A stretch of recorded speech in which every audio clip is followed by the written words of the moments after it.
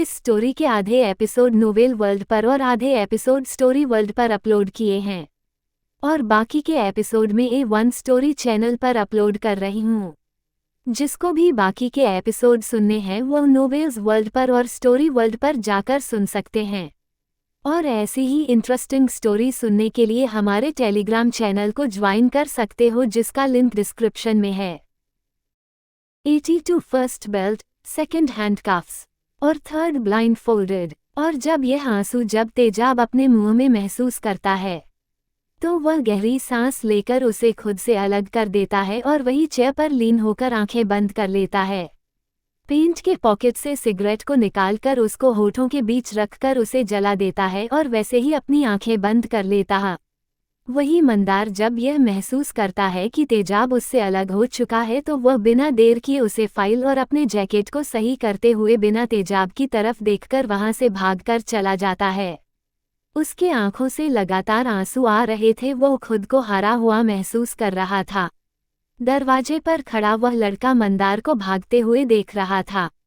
जब वह मंदार के होठों को देखता है तो उसके चेहरे पर एक मुस्कुराहट आ जाती है। वह पूरी तरह से हैरान हो जाता है। मंदार के जाने के बाद वह स्टडी रूम में आकर पर बैठे हुए तेजाब की तरफ देखकर, जिस शख्स ने कभी भी अपने होठों को किसी को छूने नहीं दिया, किसी को अपने नज़दीक नहीं आने दिया, आज वह एक अनजान को अपने नज़दीक दे रहा है। वाह, यहाँ तक कि तुमने मुझे सिर्फ इसी वजह से बुलाया था कि तुम उसे लड़के को जलाना चाहते हो। वो लड़का बहुत अजीब है, मानना पड़ेगा उसे। आखिर तेजाब को उसने इग्नोर कर दिया जिसे हर कोई पाना चाहता है। वो किसी मासूम से बच्चे के पीछे भाग रहा है। स्ट्रेंज। वो लड़का अपनी होठों के बीच सिगरेट को रखे उसके कैश लेने लगता है। वही तेजाब उसे लड़के की आवाज़ को सुनकर अपनी आंखें खोल लेता है, जिससे वह लड़का एक पल के लिए डर जाता है क्योंकि तेजाब की आंखें इस समय लाल हो चुकी थी। तेजाब बिना एक्सप्रेशन के साथ अपनी ठंडी आवाज़ में, अगर तुम्हें तुम्हारी जान प्यारी है तो यहाँ से निकले, सुनकर वह लड़का अपना सर हिलाकर वहाँ से चला जाता है। वही उसके जाने के बाद तेजाब गुस्से में टेबल पर अपना हाथ मार देता है। उसने जिस जगह पर हाथ मारा था वहां पर कांच का गिलास था, जिसकी वजह से तेजाब के हाथों पर कांच के गिलास के टुकड़े चले जाते हैं, जिससे उसके हाथों से खून बहने लगता है। वह बिना देर किए वहां से अपने कमरे में आ जाता है। कमरे में आकर वह बालकनी में खड़ा होता है तो उसकी आंखें पूरी तरह से ठंडी हो जाती है क्योंकि मंदार रोते हुए कामे बैठ रहा था, जिसे देखकर वह अपनी आंखें बंद कर लेता है। तेजाब साफ साफ मंदार के चेहरे पर दर्द को देख सकता था और वही मंदार में एक बार भी सर ऊपर करके नहीं देखा था क्योंकि उसे पता था कि तेजाब बालकनी में खड़ा है। मंदार बिना देर किए कर को वहां से जल्दी से ले जाता है और वही तेजाब जमीन पर बैठा अपनी आंखें बंद करके वहीं पर ही लेट जाता है। तेजाब अपनी आंखें बंद करके अपने चेहरे पर दर्द भरी मुस्कुरा लिए। हर कोई मुझे छोड़कर चला जाता है ना, तुम भी चले गए, अब कभी नहीं, मैं तुम्हें अपने पास नहीं लाऊंगा। आज से ये तेजाब तुम्हारे सारे रास्ते से दूर हो जाएगा, ना तुम्हें सामने आएगा ना तुम्हारे करीब। तुझे आज से मैंने अपने से अलग कर दिया, दे दी तुझे आज़ादी जो चाहिए थी। अब यह अब कभी तुम्हारे रास्ते में नहीं आएगा। Enjoy your freedom baby boy, करते हुए मुस्कुराकर वहीं पर ही बैठ जाता है।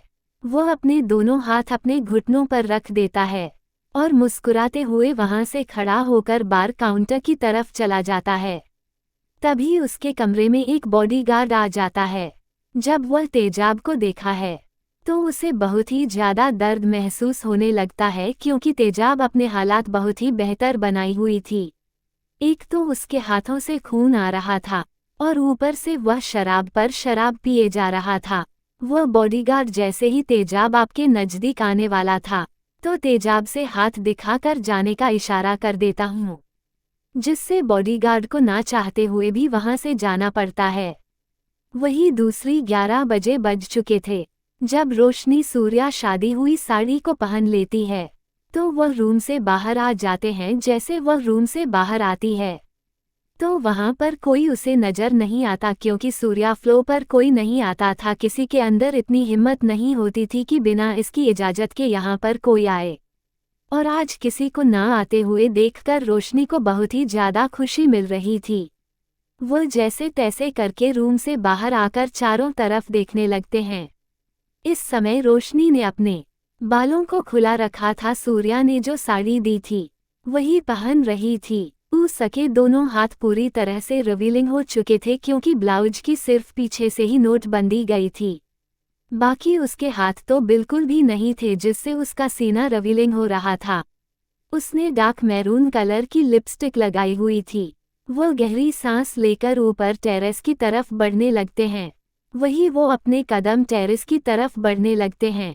जब वह टेरेस की तरफ आती है तो वहां पर उसे सब कुछ अंधेरा अंधेरा नजर आने लगता है, जिससे उसे डर लगने लगता है। तभी एक ही झटके में लाइट ऑन हो जाते हैं। जैसे ही लाइट ऑन होती है वैसे ही रोशनी की आंखें बड़ी बड़ी हो जाती है, क्योंकि वहां पर रेड एंड वाइट कलर के बेलेस लगाए हुए थे।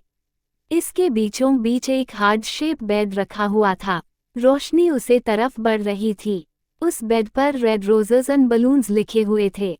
तभी उसकी नज़र बेड के ऊपर बेडशीट पर रखे हुए 3 चीजों पर चले जाते हैं।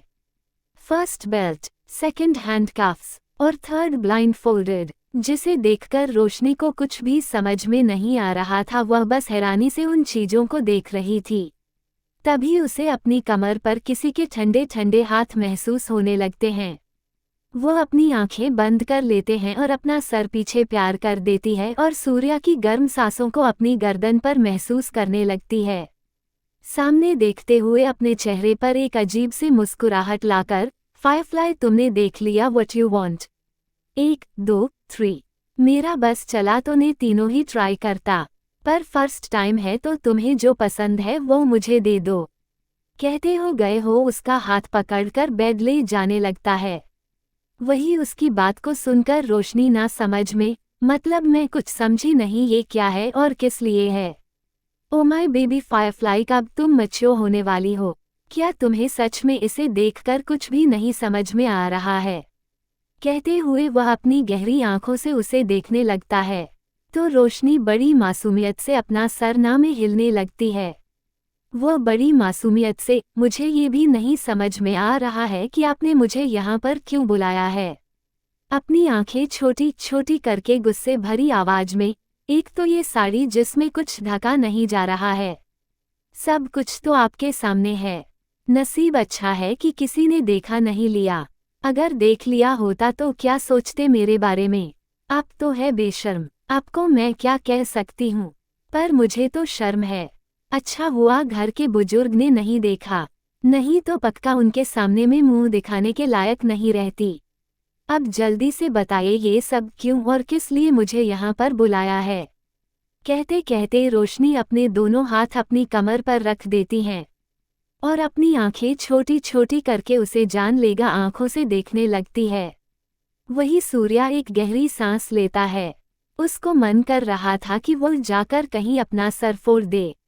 वो अपनी आंखें खोलकर ऊपर से नीचे तक रोशनी को देखा है, जो पूरी तरह से एडल्ट हो चुकी थी, पर उसके अंदर मैच्योरिटी बिल्कुल भी नहीं थी। वह चाहे आगे से बड़ी हूँ, पर दिमाग से वो कभी भी नहीं हो सकती।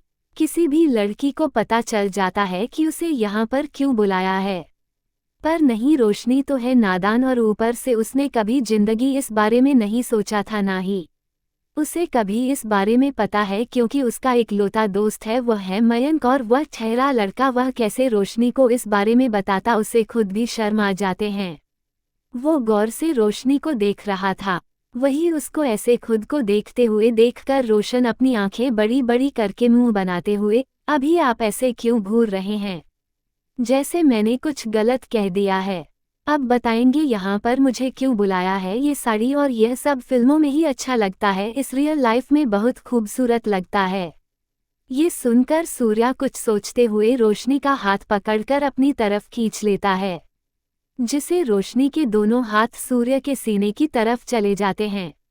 सूर्या रोशनी के बालों को उसके कान के पीछे करके, अच्छा तो मेरी फायरफ्लाई मूवी देखी थी, तो मुझे ये बताओ कि यह सब क्यों किया जाता है। इस रोशनी अपनी नीली आंखों में चमक लिया, ये कोई सवाल है सिंपल। कोई हीरो अपनी हीरोइन से प्यार करता है तो वह उसे ऐसी जगह पर हिलता है। पर मुझे पता आप मुझे प्यार करते हो कि नहीं। क्या आप हमेशा ही मुझे धमकी देते हो, एक तो गुस्सा करते हो, बस इसके अलावा आपके पास कुछ बचता ही नहीं है। प्यार कहाँ से आएगा मेरे लिए। रोशनी मुंह फुलाकर दूसरी तरफ देखने लगती है। वही उसकी बात पर सूर्या अपनी आंखें छोटे कर लेता है। फिर कुछ सोचकर उसके दोनों गालों को अपने चेहरे के बेहद नजदीक करके, तो फिर उसके आगे क्या होता है। जब तुम ये सीन देखती हो तो वह हीरो हीरोइन क्या करते हैं ये तो तुम्हें पता है ना। उसकी नीली आंखों में देखने लगता है। जिसे रोशनी कुछ सोच रही हूँ उसके नीली आंखों में साफ साफ पता चल रहा था कि वह किसी गहरी सोच में थी। वो फिर अपनी आंखें बड़ी बड़ी करके अपनी आंखों में चमक लिए सूर्या को देखने लगती है, जिससे सूर्या के चेहरे पर एक तिरछी मुस्कुराहट आ जाती है। Untitled chapter. रोशनी मुंह फुलाकर दूसरी तरफ देखने लगती है। वही उसकी बात पर सूर्या अपनी आंखें छोटे कर लेता है। फिर कुछ सोचकर उसके दोनों गालों को अपने चेहरे के बेहद नजदीक करके, तो फिर उसके आगे क्या होता है। जब तुम ये सीन देखती हो तो वह हीरो हीरोइन क्या करते हैं ये तो तुम्हें पता है ना। उसकी नीली आंखों में देखने लगता है। जिसे रोशनी कुछ सोच रही हूँ उसके नीली आंखों में साफ साफ पता चल रहा था कि वह किसी गहरी सोच में थी। वो फिर अपनी आंखें बड़ी बड़ी करके अपनी आंखों में चमक लिए सूर्या को देखने लगती है, जिससे सूर्या के चेहरे पर एक तिरछी मुस्कुराहट आ जाती है। वहीं रोशनी सूर्या की तरफ देखकर अपनी आंखें बड़ी बड़ी करके बड़ी मासूमियत भरी आवाज में, उसके आगे का पता ही नहीं था क्या होता है। हमेशा ही मयंक मेरे आंखों पर हाथ रखता था या तो चैनल बदलते था। उसने कभी ये देखने को ही नहीं दिया कि आखिर क्या होता है उसके आगे। आप जानते हैं उसके आगे क्या होता है। ये सुनकर वो बड़ी मासूमियत से अपनी नीली आंखें बड़ी बड़ी करके उसे देखने लगती है। वही सूर्या का चेहरा तो पूरी तरह से काला पड़ चुका था ये सुनकर। फिर वह एक गहरी सांस लेकर रोशनी के दोनों गालों को पकड़कर, ये तुम्हें मैं आराम के साथ बता दूंगा कि आगे क्या क्या होता है, और सीखना भी दूंगा क्योंकि आज रात में सब कुछ सीखना है, तभी तो हम फ्यूचर प्लानिंग करेंगे।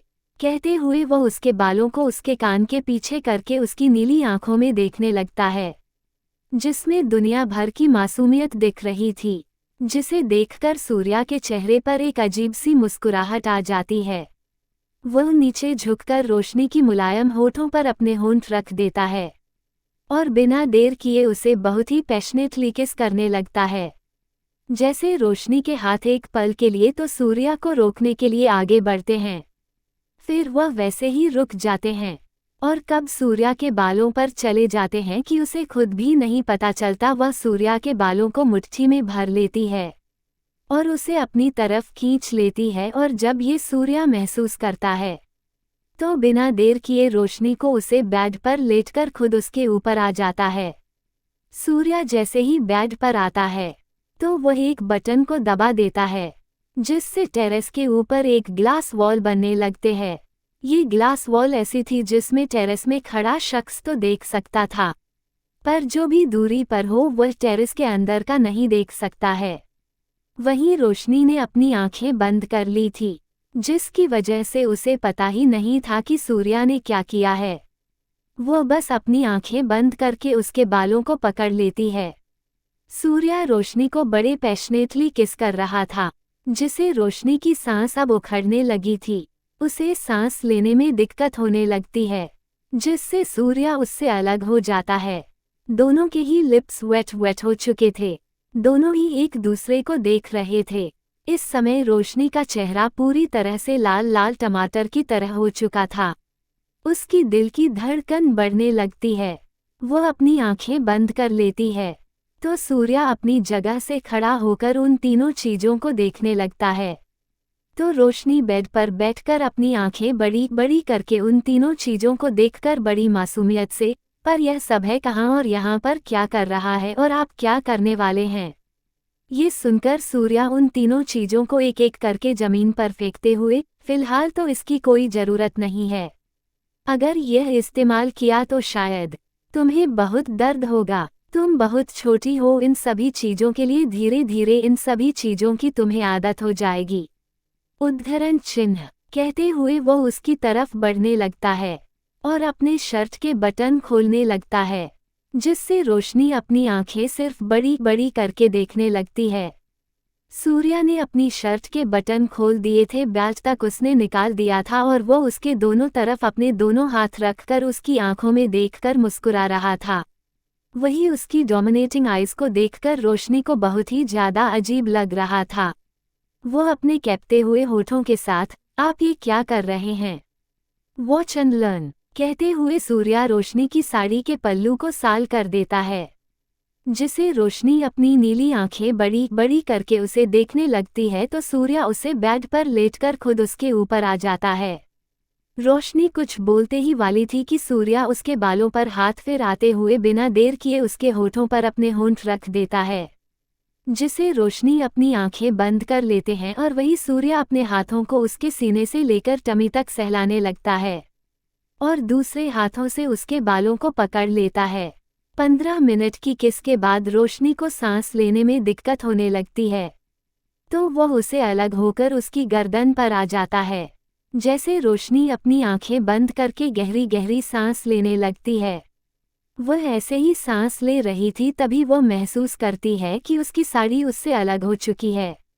यह महसूस करके वह जल्दी से अपनी बंद हुई आंखों को खोलकर नीचे देखी है, तो उसका पूरा चेहरा शर्म की वजह से लाल लाल होने लगता है, यहाँ तक कि उसके गाल जलने लगते हैं। वह अपना चेहरा दूसरी तरफ कर लेती है, क्योंकि सूर्या ने अपने पूरे कपड़े निकाल दिए थे और देखते देखते उसने रोशनी के भी निकाल दिए थे और उन दोनों के ऊपर अब सिर्फ बच्ची थी। ब्लैंकेट जैसे देखकर रोशनी की हालात पूरी तरह से खराब हो जाती है। उसे समझ नहीं आ रहा था कि यह सब हो तो हो क्या रहा है।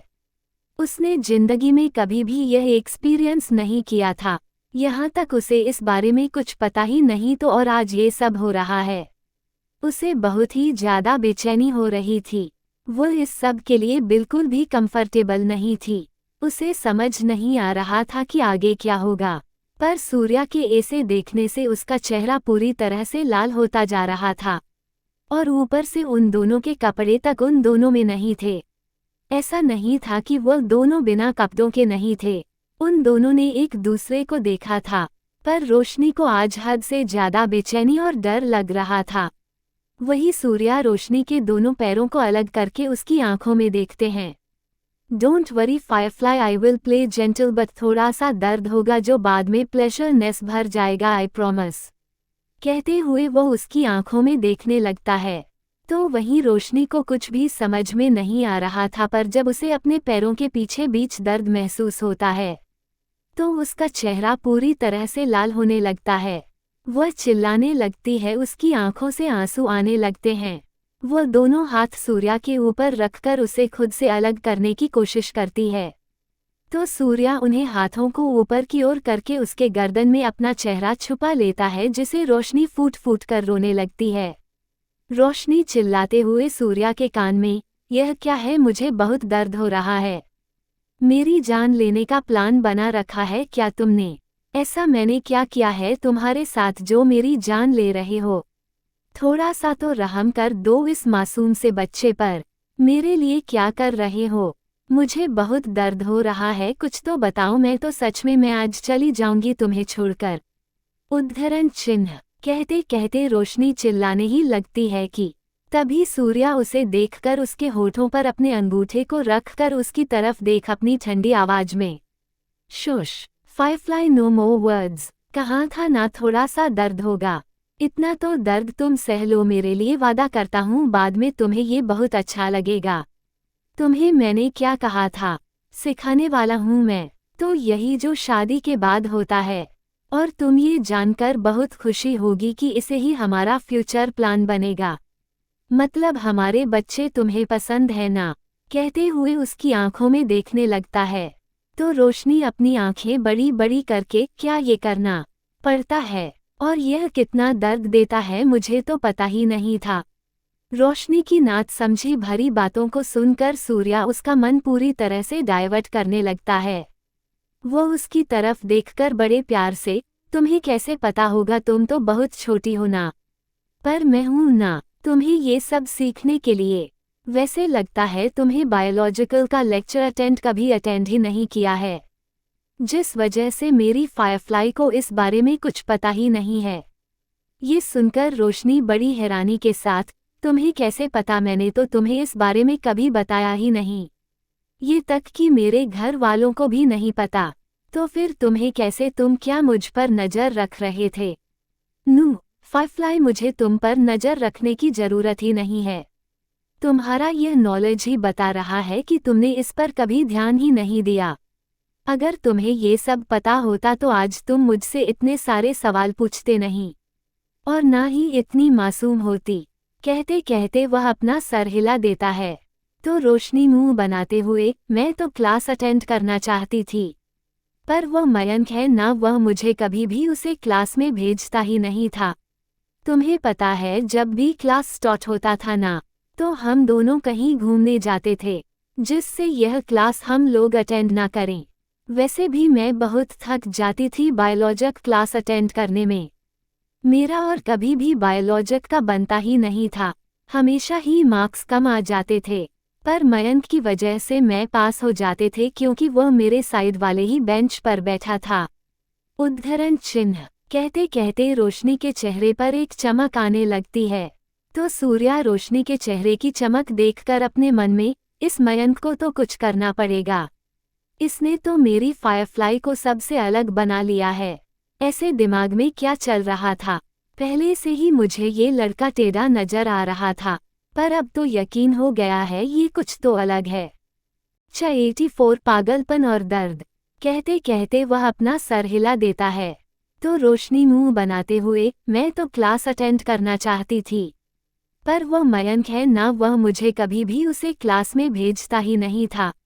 तुम्हें पता है जब भी क्लास स्टार्ट होता था ना, तो हम दोनों कहीं घूमने जाते थे, जिससे यह क्लास हम लोग अटेंड ना करें। वैसे भी मैं बहुत थक जाती थी बायोलॉजिक क्लास अटेंड करने में। मेरा और कभी भी बायोलॉजिक का बनता ही नहीं था, हमेशा ही मार्क्स कम आ जाते थे। पर मयंक की वजह से मैं पास हो जाते थे, क्योंकि वह मेरे साइड वाले ही बेंच पर बैठा था। उद्धरण चिन्ह। कहते कहते रोशनी के चेहरे पर एक चमक आने लगती है। तो सूर्या रोशनी के चेहरे की चमक देखकर अपने मन में, इस मयंक को तो कुछ करना पड़ेगा, इसने तो मेरी फायरफ्लाई को सबसे अलग बना लिया है। ऐसे दिमाग में क्या चल रहा था? पहले से ही मुझे ये लड़का टेढ़ा नजर आ रहा था, पर अब तो यकीन हो गया है ये कुछ तो अलग है। कहते कहते सूर्या मन ही मन कुछ सोचते हुए अपना सर हिला देता है। तभी उसे अपने कंधे पर हल्का सा दर्द, जो चींटी काटने से बराबर है, वह महसूस हो जाता है, जिससे उसका ध्यान अपने नीचे जो प्यार इसी रोशनी है, जो किसी टेडी बियर की तरह दिख रही थी, जिसने अपनी नीली आंखें बड़ी बड़ी करके उसे ही घूरे जा रही थी। रोशनी अपनी आंखें बड़ी बड़ी करके मुंह बनाते हुए, आप ऐसे क्या सोच रहे हैं? किसके ख्यालों में गए हैं? पहले ही मेरा पूरा शरीर दर्द कर रहा है, अब कहीं जाकर थोड़ा सा अच्छा महसूस हो रहा है, और आपने जो किसी ख्यालों में है अब हटिया मेरे ऊपर से। कहते हुए वह अपनी आंखें छोटे छोटे करके उसे देखने लगती है। तो सूर्य 5 उसकी बात पर मुस्कुराते हुए, इतनी भी जल्दी क्या है फायरफ्लाई, अभी तो पूरी रात बाकी है। कहते हुए वह उसके होठों पर अपनी गर्म सांसें छोड़ते हुए, वही उसकी ऐसी बात सुनकर रोशनी अपनी आंखें बड़ी बड़ी करके अपना मुंह खोले, क्यों तुम ठीक हो? पूरी रात में मर जाऊंगी, एक तो भी मरते मरते बची हो और तुम। सेमीकोलन विस्मयादिबोधक चिन्ह उद्धरण चिन्ह। कहते कहते वह शांत हो जाते हैं, क्योंकि सूर्य उसे अपनी ठंडी आंखों से देखने लगता है, जिससे रोशनी का मुंह बंद हो जाता है और वह बड़ी मासूमियत से उसे देखने लगती है। वही सूर्य अपनी ठंडी आवाज में उसके बालों को उसके आंखों से दूर करते हुए उसकी गहरी नीली आंखों में देखकर, फायरफ्लाई, अगर फिर से तुम्हारे मुंह से मुझे ये शब्द सुनने को मिला, तुमसे बड़ा कोई नहीं होगा, मैं बिल्कुल भी बर्दाश्त नहीं कर सकता कि तुम मुझसे दूर हो जाओ, याद रखना। कहते हुए वो उसकी आंखों में देखने लगता है। तभी रोशनी को दर्द होने लगता है, तो वह अपनी आंखें बंद कर लेती है और एक गहरी सांस लेती है। धीरे धीरे वक्त बिता जाता है। 3 घंटे बाद सूर्य रोशनी के ऊपर से हट जाता है, जिसे रोशनी पूरी तरह से बेजान होकर बेड कर लेटी हुई थी। इस समय उसकी आधी आंखें खुली हुई थी, वह बस सामने देख रही थी। उसका चेहरा यहाँ तक कि उसका पूरा शरीर ही पसीने में लटपट था। ब्लैंकेट जो खून और पसीने में भीगी हुई थी, जिसे देखकर सूर्या एक गहरी सांस लेता है। वह जैसे ही उसे खून को देखा है, तो उसके चेहरे पर एक अजीब मुस्कुराहट आने लगती है। वह बिना देर किए रोशनी को अपनी बाहों में उठा लेता है और वहां से अपने साथ ले जाने लगता है। वहीं रोशनी, जिसने अपनी आधी खुली आंखों थी, उससे वह सूर्या के चेहरे को देखते हैं, जिसके चेहरे पर कोई भी एक्सप्रेशन नहीं थे। इस समय सूर्या ने लोअर पहनी हुई थी और रोशनी के ऊपर ब्लैंकेट डाला हुआ था। वो उसे कमरे में ले आता है और बिना देर किए उसे शावर में ले जाकर गर्म पानी से उसकी पूरी बॉडी को क्लीन कर देता है। उसे बेड पर लेटकर साइड टेबल से कुछ निकलता है। वहां से वह क्रीम को निकलता है, जो वाइट कलर की थी। उसे क्रीम को निकालने के बाद वह उसे क्रीम को रोशनी के बाइट मार्क जो लाल लाल हो चुके थे, उन पर लगने लगता है। 15 मिनट के बाद वह उसे क्रीम को वही टेबल पर रखकर खुद भी शॉवर लेने के लिए चला जाता है। शॉवर लेने के बाद वह जैसे हैं कमरे में आता है, तो घड़ी में रात के 2 बज चुके थे, जिसे देखकर वह एक गहरी सांस लेकर अपना सर हिलाकर वैसे ही बिना कपड़ों के रोशनी की तरफ चला जाता है। वह बिना देर किए उसे अपने ऊपर अच्छे से लेट कर दोनों के ऊपर ब्लैंकेट को डाल देता है और सीलिंग को देखने लगता है। कुछ ही देर बाद उसे गहरी नींद आ जाती है। वहीं दूसरी तरफ मंदार, जो 12 बजे अपने अपार्टमेंट में आया था, वह बिना देर किए दरवाजे को बंद करके वही हाल में जाकर सोफे पर बैठ जाता है। इस समय उसके हाथों में फाइल थी, जिसे वह वही कॉफी टेबल पर रखकर अपनी आंखें बंद कर लेता है और गहरी गहरी सांस लेने लगता है। इस समय उसके आंखों के सामने तेजाब में जो किया था, वह सब कुछ उसके सामने आने लगता है। अनजाने में वह अपने हाथों को अपने होठों पर रख देता है, जिससे उसे हल्का सा दर्द महसूस होने लगता है, क्योंकि तेजाब में उसे इतनी हार्श बाइट जो किया था। वह अपनी आंखें खोलकर एक गहरी सांस लेता है। इस समय उसकी आंखें लाल हो चुकी थी। वह वैसे ही वॉशरूम की तरफ बढ़ जाता है। वॉशरूम में आकर वह पहले शावर के नीचे खड़ा हो जाता है और ब्रश से अपने होठों को रगड़ना लगता है। उसने जितनी बार रगड़ने की कोशिश की, उतनी बार उसके होठों से खून आने लगता है। वह थक हार कर शावर के नीचे ही खड़ा हो जाता है। वह शावर के नीचे बैठकर अपने दोनों घुटनों में अपना चेहरा छुपाए चिल्लाते हुए, आखिर क्यों मुझे उसका एहसास पसंद आने लगा है? क्यों मैं उसकी तरफ इतना खींचा चला जा रहा हूँ? मुझे ये सब रोकना होगा और उसे जैसे शख्स से तो दूर ही बनानी होगी। उसका और मेरा कोई फ्यूचर नहीं है, ना ही कोई रास्ते। अगर मैंने गलती से भी उसके साथ रहने का भी सोचा तो मेरी फैमिली तो मुझसे दूर हो जाएगी। यहाँ तक कि मेरे सारे रिश्तेदार रिश्ते तोड़ देंगे और मेरे बारे में क्या सोचेंगे? नहीं मंदार, तुझे उससे दूर रहना है। वैसे भी वह इंसान कहलन के लायक भी नहीं है। कितना घटिया है उसे लड़के के साथ होकर भी मेरे साथ यह सब। कहते हुए मंदार अपने चेहरे को सहलाने लगता है। वह अपना सर ना में हिला रहा था, पर कहीं ना कहीं उसका दिल सबके लिए माने जा रहा था। यहाँ तक कि उसे उसके छूने से घिन तो बिल्कुल नहीं आ रही थी। एक एहसास महसूस हो रहा जो बहुत ही ज्यादा अजीब था। वह पूरी तरह से अपनी फीलिंग से लड़ रहा था कि आखिर किसी लड़के से उसे ऐसी फीलिंग कैसे आ सकती हैं। वो खुद में ही पूरी तरह से उलझ चुका था। करीब आधे घंटे बाद वह शावर को बंद करके कुछ सोचकर शावर को बंद कर देता है। अपने लोअर बॉडी पर टॉवल को लपेट वह रूम में आ जाता है। कुछ सोचकर वह सोफे की तरफ जाता है, जहां पर उसने अपनी पैंट को फेंका था। वहां से वह अपने मोबाइल को निकालकर माही को कुछ मैसेज कर देता है और फिर वहां से कपड़े चेंज करके बिस्तर पर लेट जाता है। वह जितनी बार अपनी आंखें बंद कर रहा था, उतनी बार उसके सामने एक एक करके फिल्म की तरह सब कुछ फ्लैश हो रहा था, जिससे वह थक हार कर अपनी आंखें खुली रखना है। कब उसे नींद आ जाती है ये उसे खुद भी नहीं पता चलता और वो तकिया को अपने सीने से लगाकर गहरी नींद में चला जाता है। वही रावत पैलेस में कुछ अलग ही चल रहा था। चांदनी के कमरे में चांदनी समय फर्श पर बैठी बिस्तर से टेक लगाए हुए थे। सामने रेड वाइन के बॉटल्स पड़ी हुई थी, हाथों में सिगरेट थी और आंखों के सामने सूर्या की बड़ी तस्वीर। वह अपने होठों के बीचों बीच सिगरेट को रखे सूर्या की तस्वीर को बिना किसी इमोशंस के साथ देख रही थी। इस समय उसके हाथों में एक चाकू था जिसे वह फर्श पर मारे जा रहे थे। चांदनी सूर्या की तस्वीर को देखकर बड़ी अजीब तरह से मुस्कुराते हुए गुनगुना कर, तुझे प्यार करते करते तेरा सब कुछ चुरा लूं, तुझे अपना बनाने के लिए हर हद को पार कर दूं, आएगा कोई हमारे बीच उसकी हस्ती मिटा दूं, तुझे प्यार करते करते मैं खुद को भी भुला दूं, तुझे अपना बनाने के लिए मैं हर हद पार कर दूं। उद्धरण चिन्ह। कहते रहते हो बड़ी अजीब तरह से मुस्कुराने लगती है। तभी वहां पर आ जाती है वही सर्वेंट जिसने चांदनी की बहुत सारी तारीफ की थी। वही चांदनी उसे सर्वेंट की तरफ देखकर बड़ी अजीब तरह से मुस्कुराते हुए, आ गई तुम, मुझे कब से तुम्हारा इंतजार था। अब तुम मुझे बताओ मेरे सूर्या ने मुझे क्यों रिजेक्ट कर दिया, क्या कमी थी मेरे में। तुमने तो कहा था मैं बहुत खूबसूरत हो, तो फिर तुम बहुत झूठी हो, तुमने मुझसे झूठ बोला ना, तुमने चांदनी रावत से झूठ बोला। अब मैं क्या करूं तुम्हारे साथ। कहते हुए वह अपने हाथों में पड़े हुए चाकू को फर्श पर करने लगती है। वही वह सर्वेंट के हाथ पर अब कांपने लगे थे। उसे खुद भी नहीं समझ में आ रहा था कि वह क्या करे। उसे इतना डर लग रहा था कि वह भी कि अभी बेहोश हो जाए। और ऊपर से चांदनी का चेहरा और यह फर्श पर रखी हुई बोतल और यहाँ का नज़ारा इतना डरावना था कि वो सर्वेंट का चेहरा पूरी तरह से पसीने में लटपट हो चुका था।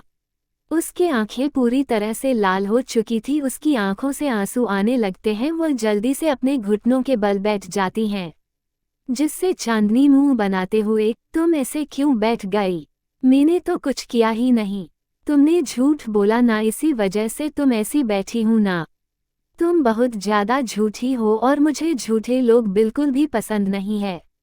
कहते कहते चांदनी बड़ी मासूमियत से उसे देख अनटाइटल्ड चैप्टर कहते हुए वह अपने हाथों में पड़े हुए चाकू को फर्श पर करने लगती है।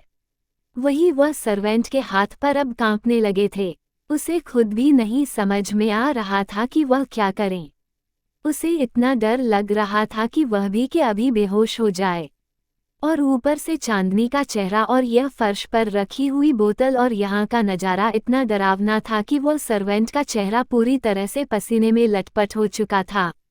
उसकी आंखें पूरी तरह से लाल हो चुकी थी, उसकी आंखों से आंसू आने लगते हैं। वह जल्दी से अपने घुटनों के बल बैठ जाती हैं, जिससे चांदनी मुंह बनाते हुए, तुम ऐसे क्यों बैठ गई, मैंने तो कुछ किया ही नहीं, तुमने झूठ बोला ना, इसी वजह से तुम ऐसी बैठी हूं ना, तुम बहुत ज्यादा झूठी हो और मुझे झूठे लोग बिल्कुल भी पसंद नहीं है।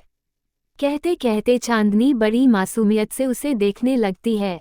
इस समय उसकी आंखों में खून की प्यास दिख रही थी। उसकी आंखें बेहद अजीब तरह से चमकने लगते, उसके होठों पर एक अजीब सी मुस्कुराहट जिसे देखकर वह सर्वेंट के मानो पूरी तरह से होश उड़ चुके थे। उसके हाथ पर इतनी बुरी तरह से कांप रहे थे कि वह अभी के अभी बेहोश हो जाए। वह बस उसे देख रही थी। उसके मुंह से मानो आवाज ही नहीं निकल रही थी।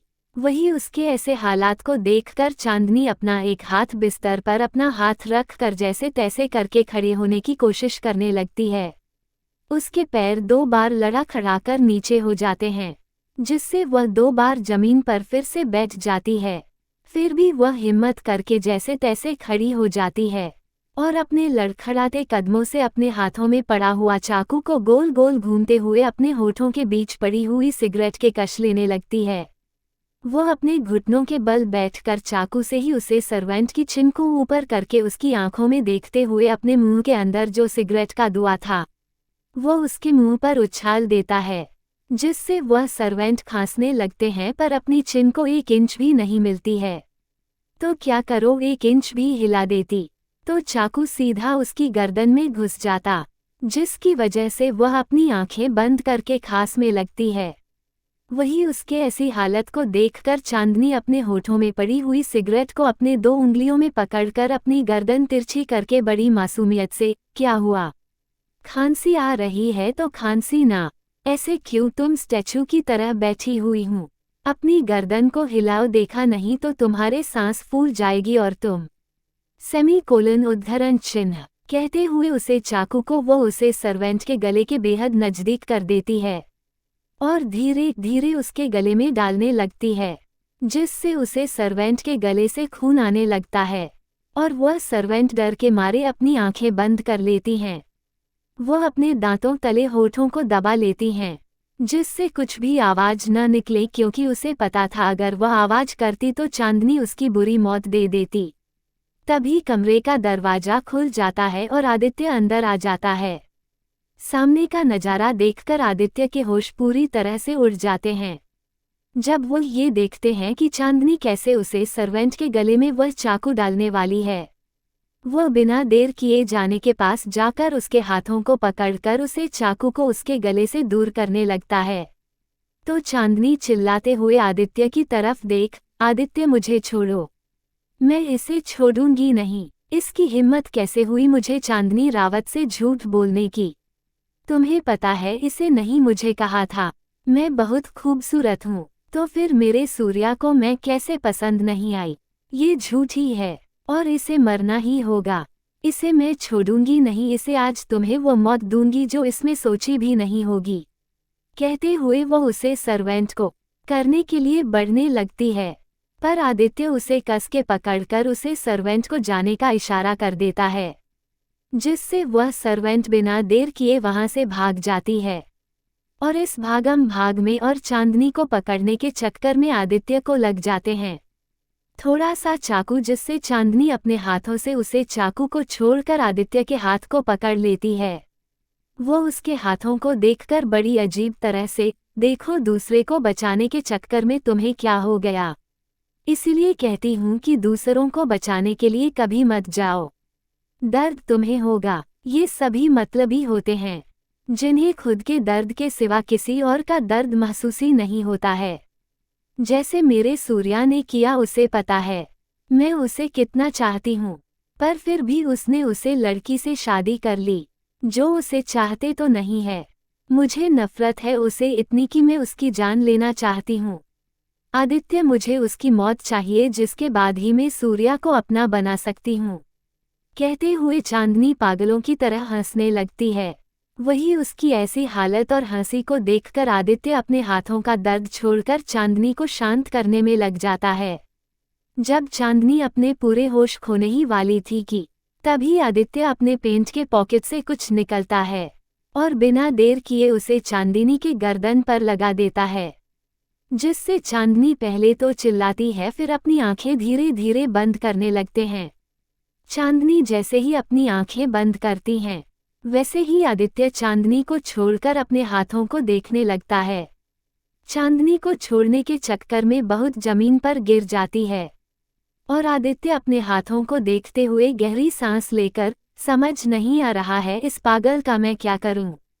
हर दिन हर एक रात सूर्या के पीछे भागती रहती है, पर इसमें मेरा ही तो फायदा है। जितना ये सूर्या के पीछे भागेगी उतना नहीं ज्यादा इसका सारा बिजनेस मेरे हाथों में आ जाएगा। पहले तो उसने अपने बाप को गवा दिया और अब ये खुद को भी बर्बाद करने वाली है। बस कुछ वक्त उसके बाद ये भी इस दुनिया को छोड़कर चली जाएगी। कहते हुए एक नज़र चांदनी को देखकर उसे वैसे ही वहां पर छोड़कर चला जाता है और दरवाजे को बाहर से लॉक करके वह जो वहां रहता है, तो वही सर्वेंट अपना सर झुकाए हुए थे। उसे देखकर वह उसे जाने का इशारा कर देता है, जिससे वह सर्वेंट अपना सर झुका है वहां से चली जाती है और आदित्य बिना देर किए स्टडी रूम की तरह बनने लगता है। वहीं दूसरी तरफ डैक्स अपने हाथों में ड्रिंक के गिलास को लिए अपने मोबाइल में कुछ देख रहा था। तभी वहां पर स्काई आ जाता है। स्काई को आते हुए देखकर डैक्स बिना किसी इमोशन के साथ, पता चला सूर्या सिंह प्रताप के बारे में खास कर उसकी कमजोरी कोई है। स्काई अपना सर झुकाए, अभी भी पता चला है कि सूर्य राणा ने किसी से शादी कर ली है। ये सुनकर हैरानी भरे एक्सप्रेशन डैक्स अपना चेहरा पर एक मजाकिया भरी मुस्कुराहट लिए अपने हाथों में पड़े हुए ड्रिंक के गिलास को अपने होठों पर लगाकर, क्या बात है, उसने शादी कर ली। वैसे पता चला कि वो लड़की कौन है, कैसी है, हर एक डिटेल निकाले उसके बारे में। आखिर मुझे भी जाना है कि सूर्या राणा ने क्या देखकर उसे लड़की से शादी कर ली। जहाँ तक मैं उसके बारे में जानता हूँ, उसे कमजोरी रखने का शौक नहीं है, तो फिर यह कैसे हुआ। कहते कहते वह अपना सर हिलाकर ड्रिंक करने लगता है तो स्काई अपना कर हिलाते हुए, ये तो किसी को पता नहीं है, क्योंकि यह शादी अनएक्सपेक्टेड थी। सूर्या प्रताप का भाई राघव प्रताप की शादी होने वाली थी और उसकी शादी में सूर्या ने राघव प्रताप की साली से शादी कर ली और पता चला है वो बहुत छोटी है। उद्धरण चिन्ह। ये सुनकर डैक्स अपने होठों पर एक अजीब सी मुस्कुराहट लिए। सूर्या का टेस्ट के बारे में कोई बात नहीं सकता कि क्या हो सकता है। सच में शादी कर ले तो कर ले एक छोटी बच्ची के साथ। आखिर क्या है इसमें जो सूर्या प्रताप पागल हो चुका है। पता लगाओ और कल तक उसे लड़की को हमारी कैद में आना चाहिए। मैं बिल्कुल भी ज्यादा वक्त उसे सूर्या के पीछे नहीं लगाना चाहता हूँ। मैं जिस मकसद के लिए आया हूँ वह पूरा होना चाहिए। स्काई, मुझे उसे लड़की की इन्फॉर्मेशन चाहिए जिसके तलाश में मैं इतने सालों से हूँ। 1 साल मेरे लिए बहुत सालों के बराबर है। अब तो मेरी आंखों से नींद भी गायब हो चुकी है। अब बस उसे ही अपनी बाहों में लेकर सोना है। कहते हुए डैक्स मुस्कुराने लगता है। वही उसकी ऐसी अजीब सी मुस्कुराहट को देखकर एक पल के लिए तो स्काई के भी चेहरे पर पसीने की बूंद आ जाती हैं। स्काई कुछ सोचते हुए, बॉस फादर चाहते हैं कि आप 2 वीक के अंदर फिर से रसिया आ जाए क्योंकि उन्हें कुछ काम है आपसे। उद्धरण चिन्ह। डैक्स अपना कर हिलाते हुए, मुझे अच्छे से पता है उन्हें क्या काम है। मुझे नैला से शादी करना चाहते हैं। मेरी और मैं उसे बिच को बिल्कुल भी पसंद नहीं करता। वो बिच सिर्फ मेरे लिए एक रात के लिए काफ़ी होती है। जिंदगी के लिए तो मेरी एक ही है जो मेरी इंडियन है और सबसे प्यारी है। I love my Indian girl. कहते हुए वो मुस्कुरा देता है। वही उसकी मुस्कुराहट को देखकर स्काई बस अपना सर हिला देता है। वही स्काई बिना देर किए वहां से निकल जाता है। उसके जाने के बाद डैक्स अपने हाथों में पड़ी हुई ड्रिंक के गिलास को वही टेबल पर रखकर कैनवस की तरफ चला जाता है। वहां पर वह अपने हाथों में ब्रश लिए कैनवास पर कुछ ड्रॉ करने लगता है। करीब आधे घंटे बाद वह अपने हाथों को रोक देता है। उसके चेहरे पर एक अजीब सी मुस्कुराहट लिए कैनवस को देखकर वह अपने 2 उंगलियों को कैनवास पर फिर आते हुए अपने गर्दन तिरछी करके बड़ी अजीब तरह से मुस्कुराने लगता है। उसकी आंखों में एक अलग सा पागलपन दिख रहा था उसे कैनवस को देखकर।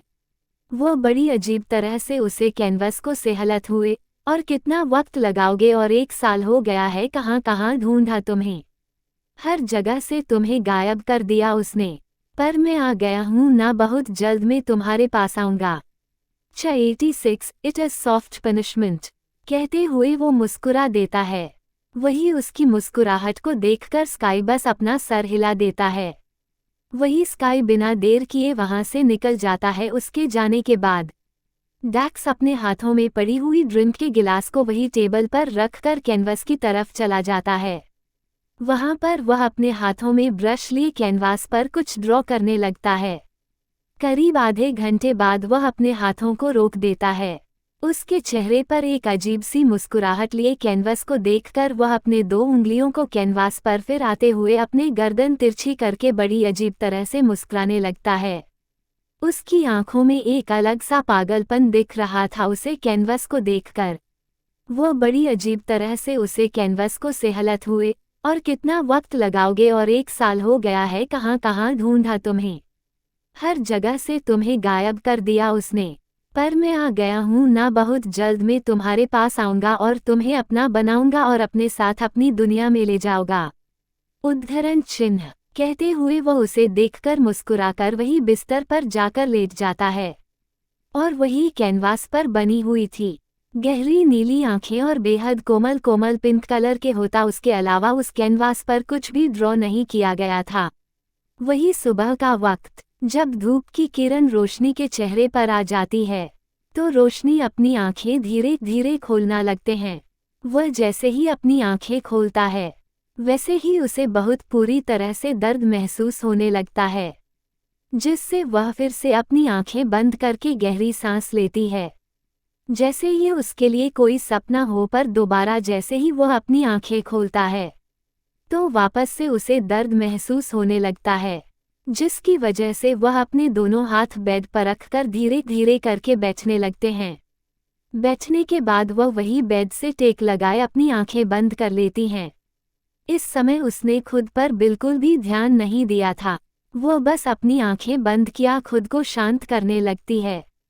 उसका दर्द जैसे बढ़ता ही जा रहा था, वह गहरी गहरी सांस लेने लगती है। खास करके उसके दोनों टांगों के बीच उसे और भी ज्यादा दर्द महसूस हो रहा था, जिससे वह अपनी आंखें खोलकर खुद से ही, सच में इंसान ने तो मेरा जीना ही मुश्किल कर दिया। पता नहीं मैंने क्यों उससे शादी कर ली। कल तो आधी से ज्यादा जान ही निकाल दी थी मेरी, और अब तो ऐसा लग रहा है मैं कभी चल भी नहीं पाऊंगी। कहते कहते वह अपने पेट को सहलाने लगते हैं और गहरी गहरी सांस लेने लगती है। तभी उसे दरवाजे खुलने की आवाज सुनाई देती है, जिससे वह अपनी गर्दन को तिरछी करके देखने लगती है तो वहां पर सूर्या वॉशरूम से बाहर आ रहा था। उसे ऐसे आते हुए देखकर रोशनी अपना चेहरा दूसरी तरफ करके अपने दोनों हाथ फोल्ड किया, अपनी आंखें बंद किया, वैसे ही बिस्तर पर ली हो जाती हैं। और वही उसको ऐसे देखकर सूर्या जो वॉशरूम से बाहर आ रहा था वह अपनी जगह पर रुक जाता है। उसे समझने में देर नहीं लगती कि रोशनी को बहुत ज्यादा दर्द महसूस हो रहा है, तो अपना सर हिलाकर कबर्ड की तरफ चला जाता है। कपबोर्ड में से एक बॉक्स को निकालकर रोशनी की तरह बढ़ जाता है। जब रोशनी की तरफ बढ़ता है तब रोशनी अनजाने में ही अपनी आंखें खोल देती हैं और सूर्या को अपनी तरफ आते हुए देखकर जल्दी अपना चेहरा दूसरी तरफ कर लेती है। उसके ऐसे बच्चों वाली हरकतों को देखकर सूर्या के चेहरे पर ना देखने वाली मुस्कुराहट आ जाती है। सूर्या बिना देर किए उसके सामने बैठ जाता है, जिसे रोशन मुंह बनाकर अपना चेहरा दूसरी तरफ करते हुए ही, मुझे आपसे कोई बात नहीं करनी है, आप चले जाइए। ये सुनकर सूर्या उसके चेहरे को अपनी तरफ कर देता है, जिसे रोशनी अपनी आंखें बंद ही रखती है। तो सूर्या उसके कानों पर अपनी गर्म सांसें से छोड़ते हुए उसके बेहद नजदीक जाकर, फायरफ्लाई अगर तुमने अपनी आंखें नहीं खोली ना, जो रात को हुआ वह मुझे अब स्टार्ट करने में कोई भी प्रॉब्लम नहीं है, क्या तुम ये चाहती हो? कहते हुए वह बड़ी मासूमियत से उसे देखने लगता है। वही उसकी ऐसी बातों को सुनकर रोशनी की दिल की धड़कनें बढ़ने लगती है। वह अपनी आंखें बड़ी बड़ी करके उसे देखने लगते हैं, जो उसे ही देखकर मुस्कुराए जा रहा था। वही सूर्या जब ये देखा है कि रोशनी ने अपनी आंखें खोल रखी है तो अपने हाथों में लाए हुए बॉक्स को खोलकर उसमें से पेन किलर को निकालकर रोशनी के सामने कर देता है। तो रोशनी ना समझी में उसे देखने लगते हैं। उसे कुछ भी समझ नहीं आ रहा था, तो सूर्या उसके बालों को सहलाते हुए, मुझे पता है कल के एक्सरसाइज की वजह से तुम्हें बहुत ज़्यादा दर्द महसूस हुआ होगा और तुम्हारा फर्स्ट टाइम है, तो ये पेन किलर है, इसे खा लो, तुम्हें अच्छा महसूस होगा, मैं पानी गर्म रखा है। सूर्या इतना ही कहा पाया था कि तभी रोशनी के पेट से आवाज आने लगते हैं, जिससे रोशनी पूरी तरह से एम्बरासिंग हो जाते हैं और उसका पूरा चेहरा लाल लाल होने लगता है। वही उसके आवाज को सुनकर सूर्या उसके पेट को सहलाते हुए, मुझे पता है तुम्हें बहुत ज़्यादा भूख लगी होगी, अब जाओ जाकर फ्रेश हो जाओ। अगर मेरे सामने और देर तक ऐसी बैठी रहोगे तो मुझे नहीं पता मैं कब तक खुद पर कंट्रोल कर पाऊंगा। कहते हुए वह नटी स्माइल लिए उसे देखने लगता है। वही उसकी ऐसी बातों को सुनकर रोशनी अपनी आंखें बड़ी बड़ी करके ना समझे मैं उसे देखने लगती है। उसे कुछ भी समझ में नहीं आ रहा था। वह अपना सर नीचे करके देखते हैं तो उसका पूरा चेहरा लाल लाल होने लगता है, क्योंकि उसने तो कुछ पहने ही नहीं था। वह जल्दी से खुद को ढकने की कोशिश करती है तो सूर्या अपनी जगह से खड़ा होकर कपबोर्ड की तरफ बढ़ते हुए, फायरफ्लाई मेरे सामने ये सब करना कुछ फायदे का नहीं है, मैंने पहले से ही बहुत कुछ देख लिया है और कल रात तो बेहद नज़दीक से। ये सुनकर रोशनी मुंह बनाने लगती है, उसका पूरा चेहरा जलने लगता है और बिना देर किए वॉशरूम की तरफ भागने लगती है। वही उसको ऐसे भागते हुए देखकर सूर्या अपना सर हिला देता है और क्लोजिंग रूम में जाकर कपड़े चेंज करने लगता है। जब वो कपड़े चेंज करके बाहर आता है तभी रोशनी भी वॉशरूम से अपने ऊपर टॉवल को लपेटे हुए आ रही थी। उसे ऐसे देखकर सूर्या एक गहरी सांस लेकर सोफे पर जाकर बैठ जाता है। तो रोशनी भी क्लोजिंग रूम में जाकर कपड़े चेंज करने लगते हैं। जब रोशनी कपड़े चेंज करके फिर से कमरे में आती है तो वह देखी है सूर्या अभी भी वहीं सोफे पर अपने मोबाइल में कुछ कर रहा था। ये देखकर वह मिरर के सामने खड़ी हो जाती है। वह खुद को तैयार करने लगती है। उसके पूरी गर्दन पर सूर्या ने दिए हुए निशान थे जो लाल लाल हो चुके थे, जिन्हें देखकर उसे बहुत ज्यादा गुस्सा आ रहा था। वो मन ही मन कुछ सोचते हुए अपनी नजरें तिरछी करके सूर्या को देती है जो मोबाइल में था। उसे देखकर वह मुंह बनाते हुए उसे कोसने लगते हैं और वैसे ही फाउंडेशन को अपने गर्दन पर अप्लाई करने लगते हैं। वह जानबूझकर अपने होठों पर डार्क मैरून लिपस्टिक लगाती है जिसके वजह से उसके होठों की सूजन किसी को ना देखें। ऐसे ही उसे मन ही मन कोसते हुए वह मंगलसूत्र को पहनने लगती है।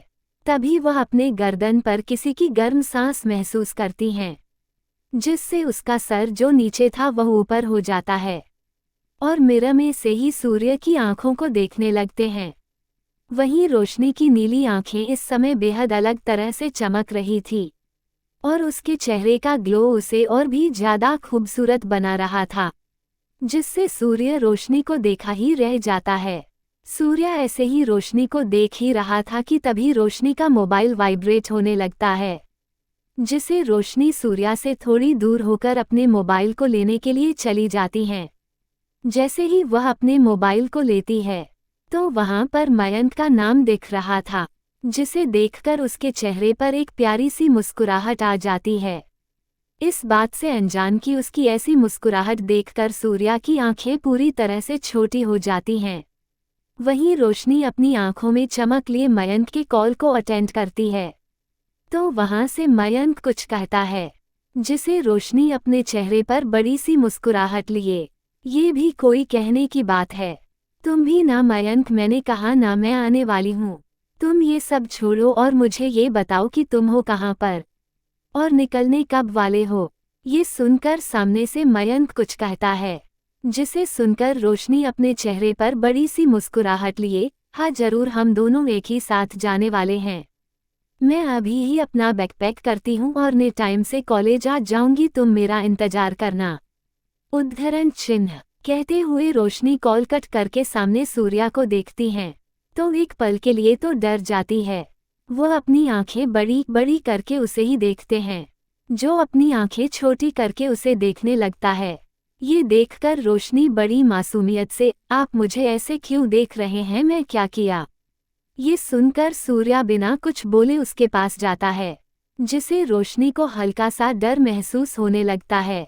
ऐसा लग रहा था कि कुछ तो सही नहीं है, जिसकी वजह से वह अपनी आंखें बंद कर लेती हैं।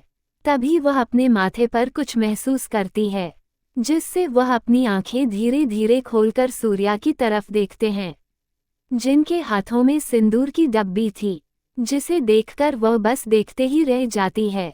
तो सूर्या नीचे झुककर उसके नाजुक से होठों पर अपने होठों पर रखकर हल्का सा बाइट करके उससे दूर हो जाता है, जिसे रोशनी अपने होठों को सहलाते हुए, इसे अभी तो मैंने लिपस्टिक से कवर कर लिया था और आपने फिर से, सच में समझ नहीं आ रहा है आप मुझे परेशान क्यों कर रहे हो। कहते कहते वह बड़ी बड़ी आंखें करके उसे देखने लगती है। वही उसकी ऐसी बातों को सुनकर सूर्या उसके होठों को अपने अंगूठे से सहलाते हुए, it is soft punishment but why, आपने ये सब जानबूझकर किया है। मैंने तो सच में कुछ किया नहीं था, बहुत बहुत बुरे हो। कहते कहते रोशनी अपनी आंखें छोटी छोटी करके सूर्या को देखने लगती है, जो उसकी इस बात अपने चेहरे पर तिरछी मुस्कुराहट लिए उसे ही देख रहा था। 87 डू यू रिमेंबर शर्त, जिसे रोशनी अपने होठों को सहलाते हुए, इसे अभी तो मैंने लिपस्टिक से कवर कर लिया था और आपने फिर से सच में समझ नहीं आ रहा है आप मुझे परेशान क्यों कर रहे हो। कहते कहते वह बड़ी बड़ी आंखें करके उसे देखने लगती है। वही उसकी ऐसी बातों को सुनकर सूर्या उसके होठों को अपने अंगूठे से सहलाते हुए, it is soft punishment. Punishment but why? आपने ये सब जानबूझकर किया है। मैंने तो सच में कुछ किया नहीं था, बहुत बहुत बुरे हो। कहते कहते रोशनी अपनी आंखें छोटी छोटी करके सूर्या को देखने लगती है, जो उसकी इस बात अपने चेहरे पर तिरछी मुस्कुराहट लिए उसे ही देख रहा था। वही उसके ऐसे मुस्कुराहट को देखकर रोशनी अपनी आंखें छोटी छोटी करके, अब आप ऐसे क्यों मुस्कुरा रहे हैं? सच में मुझे ना समझ नहीं आता है तुम्हारे दिमाग में क्या चलता है। कभी कभी ना ऐसा लगता है कि तुम इस दुनिया के ही नहीं हो। मतलब कोई ऐसे मुस्कुराता है क्या? और ऊपर से मुझे दर्द हो रहा है। अब मैं क्या करूं? और मुझे आज कॉलेज भी जाना है, आप मुझे छोड़ेंगे ना कॉलेज? कहते कहते रोशनी ने जो लास्ट की लाइन कही थी, वो बड़ी मासूमियत से और बड़े रिक्वेस्ट भरे अंदाज में कही थी। वही उसके ऐसे अंदाज और ऐसे मासूम से चेहरे को देखकर सूर्या अपनी आंखें छोटी कर देता है।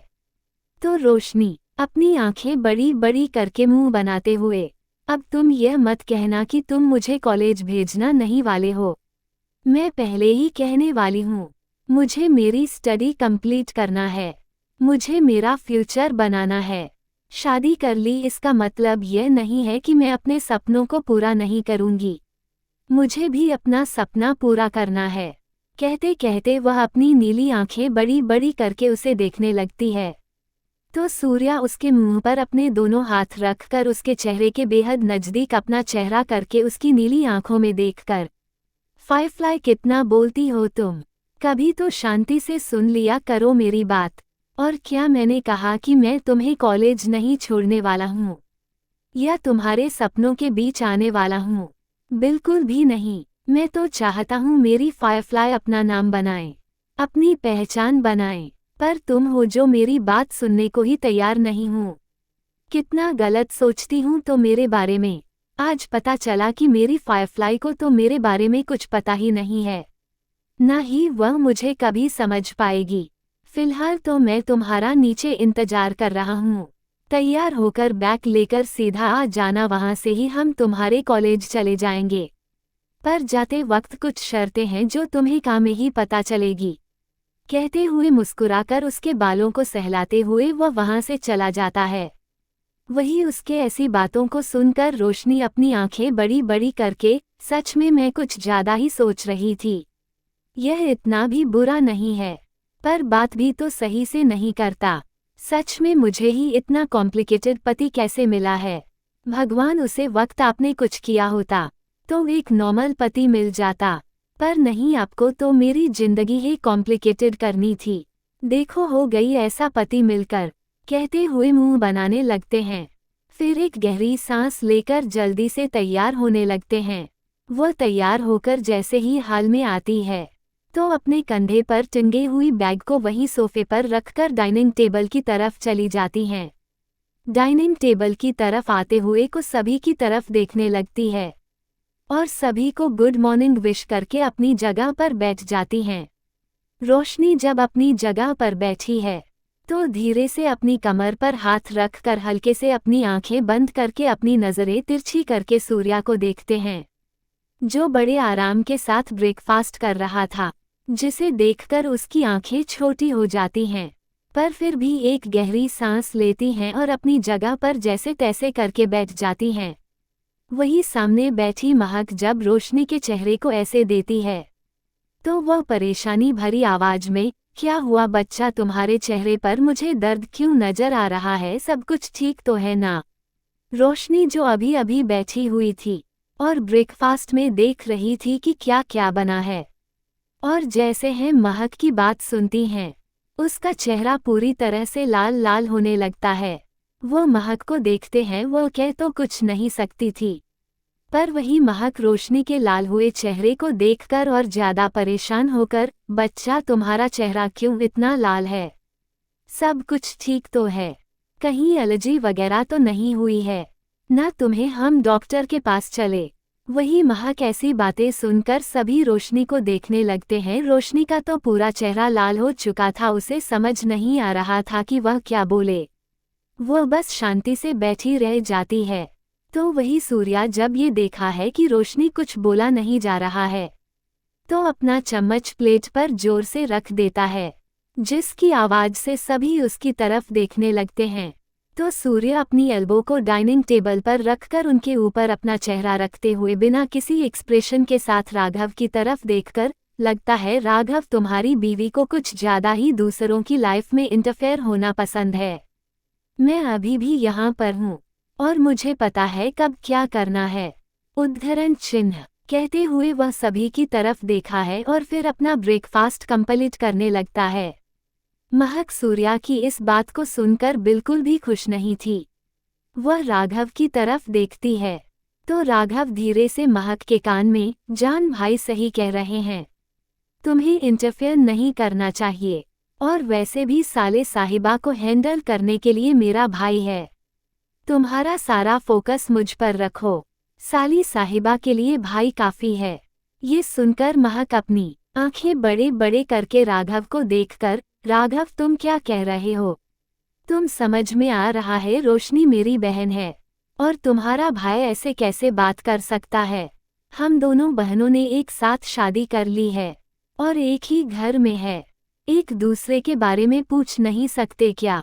महक राघव से धीमी आवाज में बात कर रही थी और रोशनी की तरह देख रही थी, और रोशन सूर्या के ऐसे बोलने से बिल्कुल भी खुश नहीं थी। उसे बहुत ज्यादा सूर्या पर गुस्सा आ रहा था। वह अपनी जान लेगा नजरों से सूर्या को देती है, जिस का फर्क भी नहीं पड़ रहा था। वह तो बिना किसी पर ध्यान दिए अपना ब्रेकफास्ट कंप्लीट कर रहा था। ये देखकर वह अपना सर हिला देती है। देखते ब्रेकफास्ट कंप्लीट हो जाता है, जिससे रोशनी गुस्से में बिना सूर्या की तरफ देखे अपनी बैग को अपने पीठ पर टंगे महक को गले लगाकर सभी के तरफ देखकर मुस्कुराते हुए बिना सूर्या का इंतजार किया वहां से विला के डोर की तरफ चली जाती है। वही सूर्य जिससे अपने दोनों हाथ के पॉकेट में डाले थे, वो ये सब देखकर अपने साथ लेकर सभी पर एक नज़र डालकर वहां से चला जाता है। उन दोनों को जाते हुए देखकर गायत्री का चेहरे पर थोड़ी सी परेशानी थी, तो सौम्या जी वहां पर आ जाती है। गायत्री जी सौम्या की तरफ देखकर, माँ आपको नहीं लगता सूर्या जो डाइनिंग टेबल पर किया है वह गलत था? उसे ऐसे महक से बात करने नहीं चाहिए थी, उसकी भाभी है। सौम्या गायत्री के कंधे पर हाथ रखकर, तुम जानती हो मैं सूर्या को वह कैसा है, तो हम इस बारे में काफी बात नहीं कर सकते, उसे रोशनी है ठीक कर सकती हैं। तुमने देखा ना रोशनी कैसे गई है, क्या पता वह उसकी बात माने और महक से अच्छे से बात करें। उद्धरण चिन्ह ये सुनकर गायत्री अपना सर हिला देती हैं और महक की तरफ देखती है, जो एक सेट खड़ी होकर रोशनी को जाते हुए देख रही थी। गायत्री को सोचकर महक की तरफ बढ़ने लगते हैं और सौम्या जी अपना काम करने के लिए चली है। वीका ने पहले से ही पार्टीशन ऑन कर दिया था। पीछे बैठी रोशनी ने एक बार भी सूर्या की तरफ नहीं देखा था। वह विंडो के बाहर बैठी हुई थी। वह सूर्या को साफ साफ जाता रही थी कि वो कितना उससे गुस्सा है, उसकी तरफ उसने एक बार भी नहीं देखा, यहाँ तक कि कुछ बोला तक नहीं।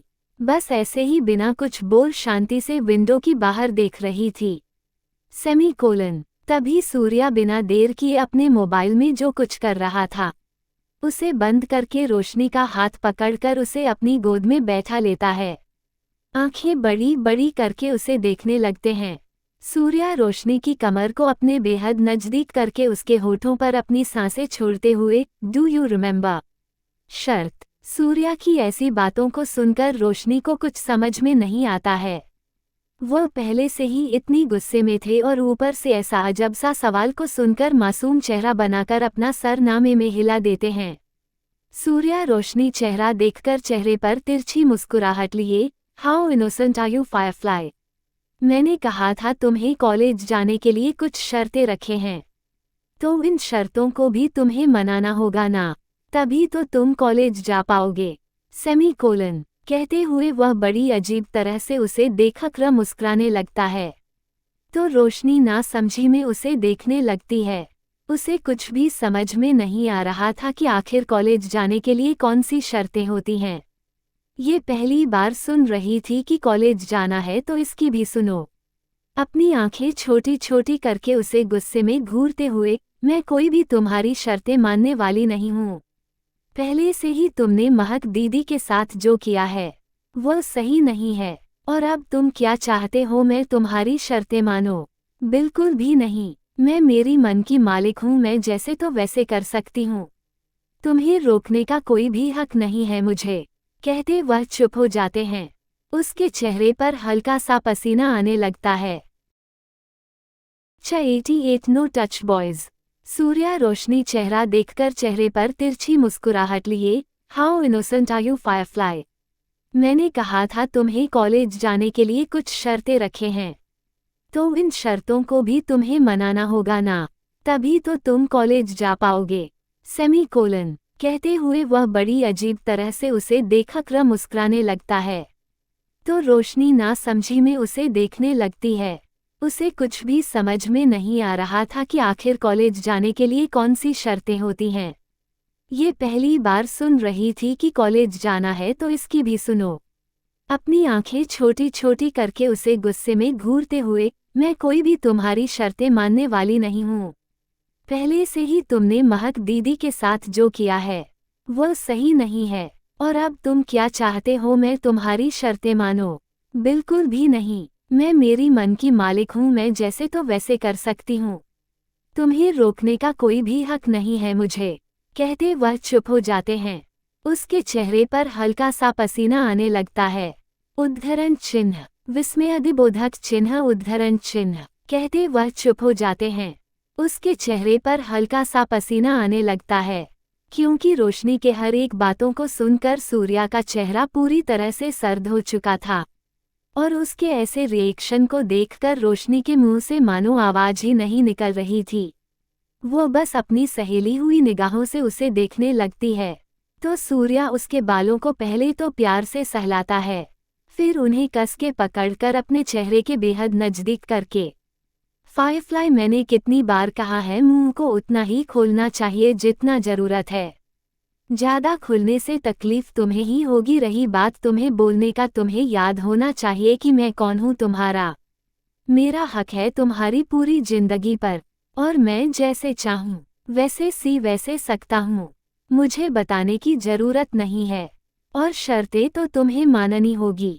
अगर नहीं मानेगी तो कॉलेज में बिल्कुल भी नहीं जाने दूंगा। क्या चाहती हूँ? कहते हुए वो उसकी आंखों में देखने लगता है। वही ऐसी बातों को सुनकर रोशनी बस अपना सर झुका लेती है। तो सूर्या उसकी चिन को छोड़कर अपने चेहरे के बेहद में से करके उसकी आंखों में देखते हुए, तुम्हारी हाँ है तो ज्यादा कुछ नहीं, बस 3 शर्तें हैं। No touch boys, number connection boys, and most important, कोई लड़का अगर तुम्हारे नजदीक भी आ रहा है, तुम्हें कुछ भी करने की कोशिश की तो सबसे पहले तुम मेरे पास आओगी। अगर गलती से भी मुझे ये सब बाहर पता चला तो उस वक्त में सबसे तुम्हारा रिश्ता तोड़कर अपनी कैद में कर लूंगा। नाउ चॉइस, उद्धरण चिन्ह। सूर्या कहने का कुछ ऐसा असर रोशनी पर हुआ कि पूरी बॉडी कांप उठी। उसके अंदर एक अलग सा डर बैठ चुका था सूर्या के लिए। ना जाने क्यों उसे अंदर से बेचैनी हो रही थी, वो कैसी वह खुद भी नहीं समझ पा रही थी।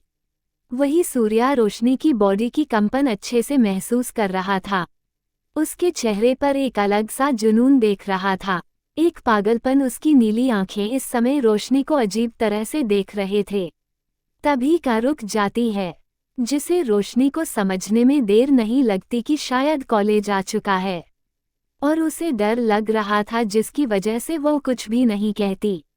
सूर्या की नज़र रोशनी के चेरी लिप्स पर जाकर टिक जाती है।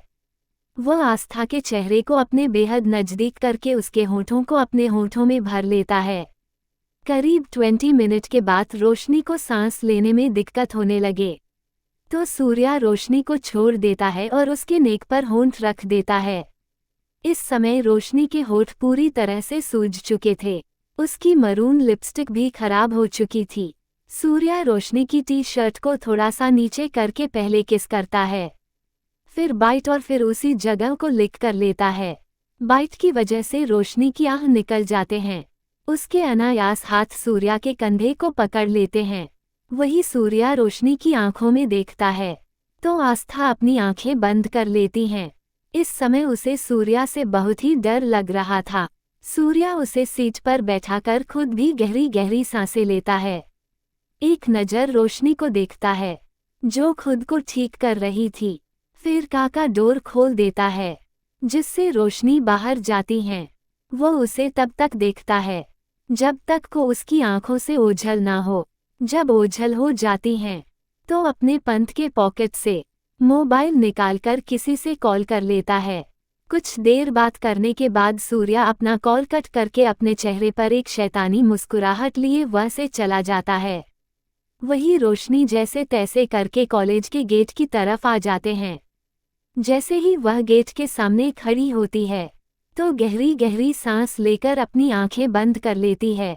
तभी उसके कंधे पर कोई हाथ लगाता है जिसे रोशनी पीछे मुड़कर देखती है तो सामने मयंक था जिसे देखकर एक पल के लिए वह डर जाती है। उसे सूर्या की बातें याद आने लगती है। वो मयंक का हाथ अपने कंधे से हटाकर उसकी तरफ देखकर मुस्कुराने लगती है। तो वही मयंक उसे से अजीब सा बर्ताव करते हुए देखकर, तू ठीक तो है या तेरा दिमाग शादी के बाद घुटनों में चला गया? कहते कहते वह उसके घुटनों की तरफ देखने लगता है और ऐसे देख रहा था जैसे वह उसका दिमाग ढूंढ रहा है। उसके ऐसी बात को सुनकर रोशन उसके कंधे पर जोर से मुक्का मारते हुए, तू अपना मुंह बंद कर, मोटे पहले से ही मैं बहुत परेशान हूँ। अभी यह सब छोड़ो और चल, कॉलेज में पहले ही 10 मिनट लेट हो चुके हैं, वैसे तू कहाँ पर था? ये सुनकर मयंक अपने बालों को सहलाते हुए, कुछ नहीं, जब तुझे कॉल किया था उसी वक्त में सोकर उठा गया था और तुझे तो पता है मुझे नहाने में कितना वक्त लगता है। तो वही उसके आने के चक्कर में लेते और फिर यहाँ का ट्रैफिक, ओ इस मुंबई का ट्रैफिक ना सच में बहुत अजीब है। वहीं पर आधे घंटे तक फंसा रहा। अब ये सब छोड़ो और चल मेरे साथ, ऐसे ही बात करती रहेगी और मुझे भी तेरे वजह से लेट होना पड़ेगा। आते हुए वह फटाफट से आगे की ओर चलने लगता है। वही उसकी इस बात को सुनकर रोशनी अपनी आंखें छोटी छोटी कर लेती है।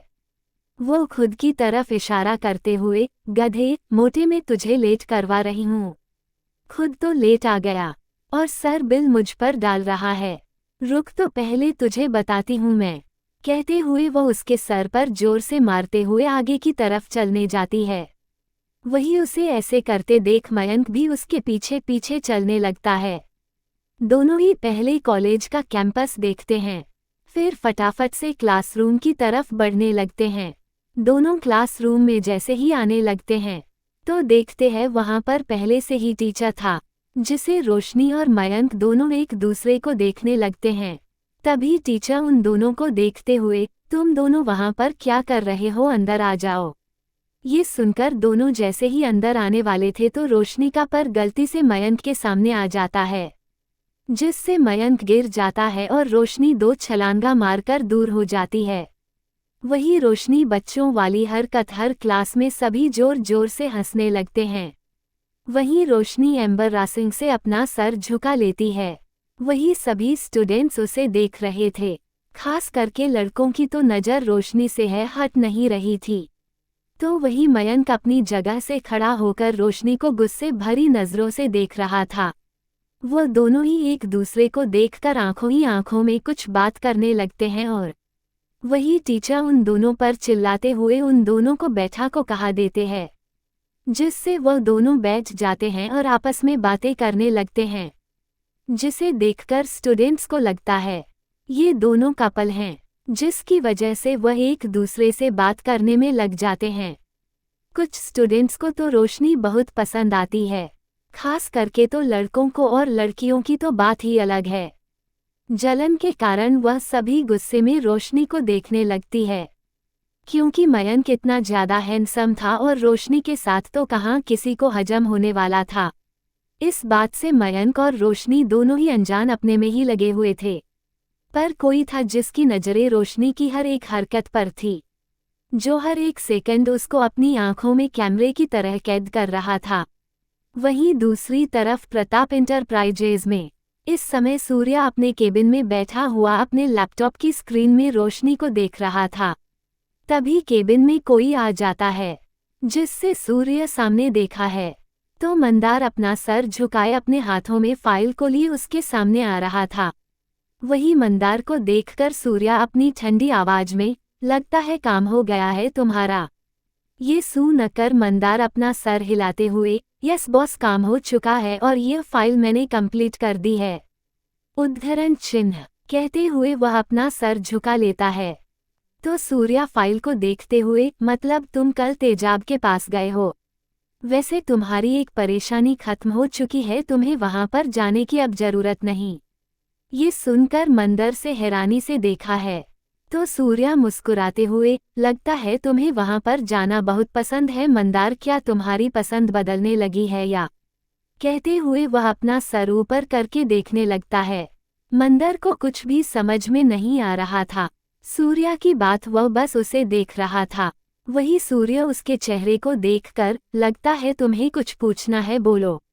ये सुनकर मंदार कुछ सोचते हुए, वो मुझे हाफ डे चाहिए था, आज मुझे कहीं बाहर जाना है। सूर्या अपने कर हिलाते हुए, अगर काम हो गया हो तो तुम जा सकते हैं, अगर कुछ भी मिस्टेक हुई तो तुम अच्छे से जानते हो। कहते हुए वह फाइल को बंद कर देता है। वही उसकी बात का मतलब सुनकर मंदार अपना सर हिलाकर वहां से चला जाता है। वही उसके जाने के बाद सूर्या मुस्कुराकर अपने मोबाइल को ऑन कर देता है और किसी को कॉल लगने लगता है। सामने से कॉल अटेंड होता है तो सूर्या अपनी ठंडी आवाज में, जितना हो सके उतना जल्दी मेरी फायरफ्लाई को उस वी से अलग कर दो, मैं बिल्कुल भी उसके साथ उसे बर्दाश्त नहीं कर सकता। कहते हुए वह कॉल कट कर देता है और वैसे ही अपनी आंखें बंद करके किसी गहरी सोच में चला जाता है। Love restaurant. मंदार और माही दोनों ही एक दूसरे से बात करते हुए रेस्टोरेंट में आते हैं। वो दोनों एक टेबल पर बैठ जाते हैं जहां पर मंदार ने पहले ही बुकिंग कर ली थी।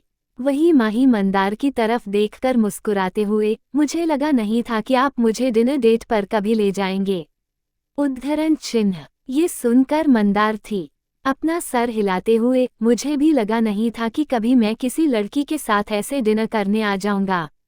वैसे माही तुम अपने बारे में मुझे बताओ, तुम्हारी फैमिली में कौन कौन है? ये सुनकर माही एक गहरी सांस लेकर, फैमिली तो बचपन में ही चल बसे, जब मैं 5 साल की थी तब मेरा इस दुनिया में कोई नहीं है। मैं एक पीजी में रहती हूँ, वहाँ से मैंने अपना ग्रेजुएशन कंप्लीट किया और अब हम कुछ कर दोस्त हैं जिनके साथ में रहती हूँ और वह सभी जॉब करते हैं, उद्धरण चिन्ह। कहते हुए कोई गहरी सांस लेते हैं।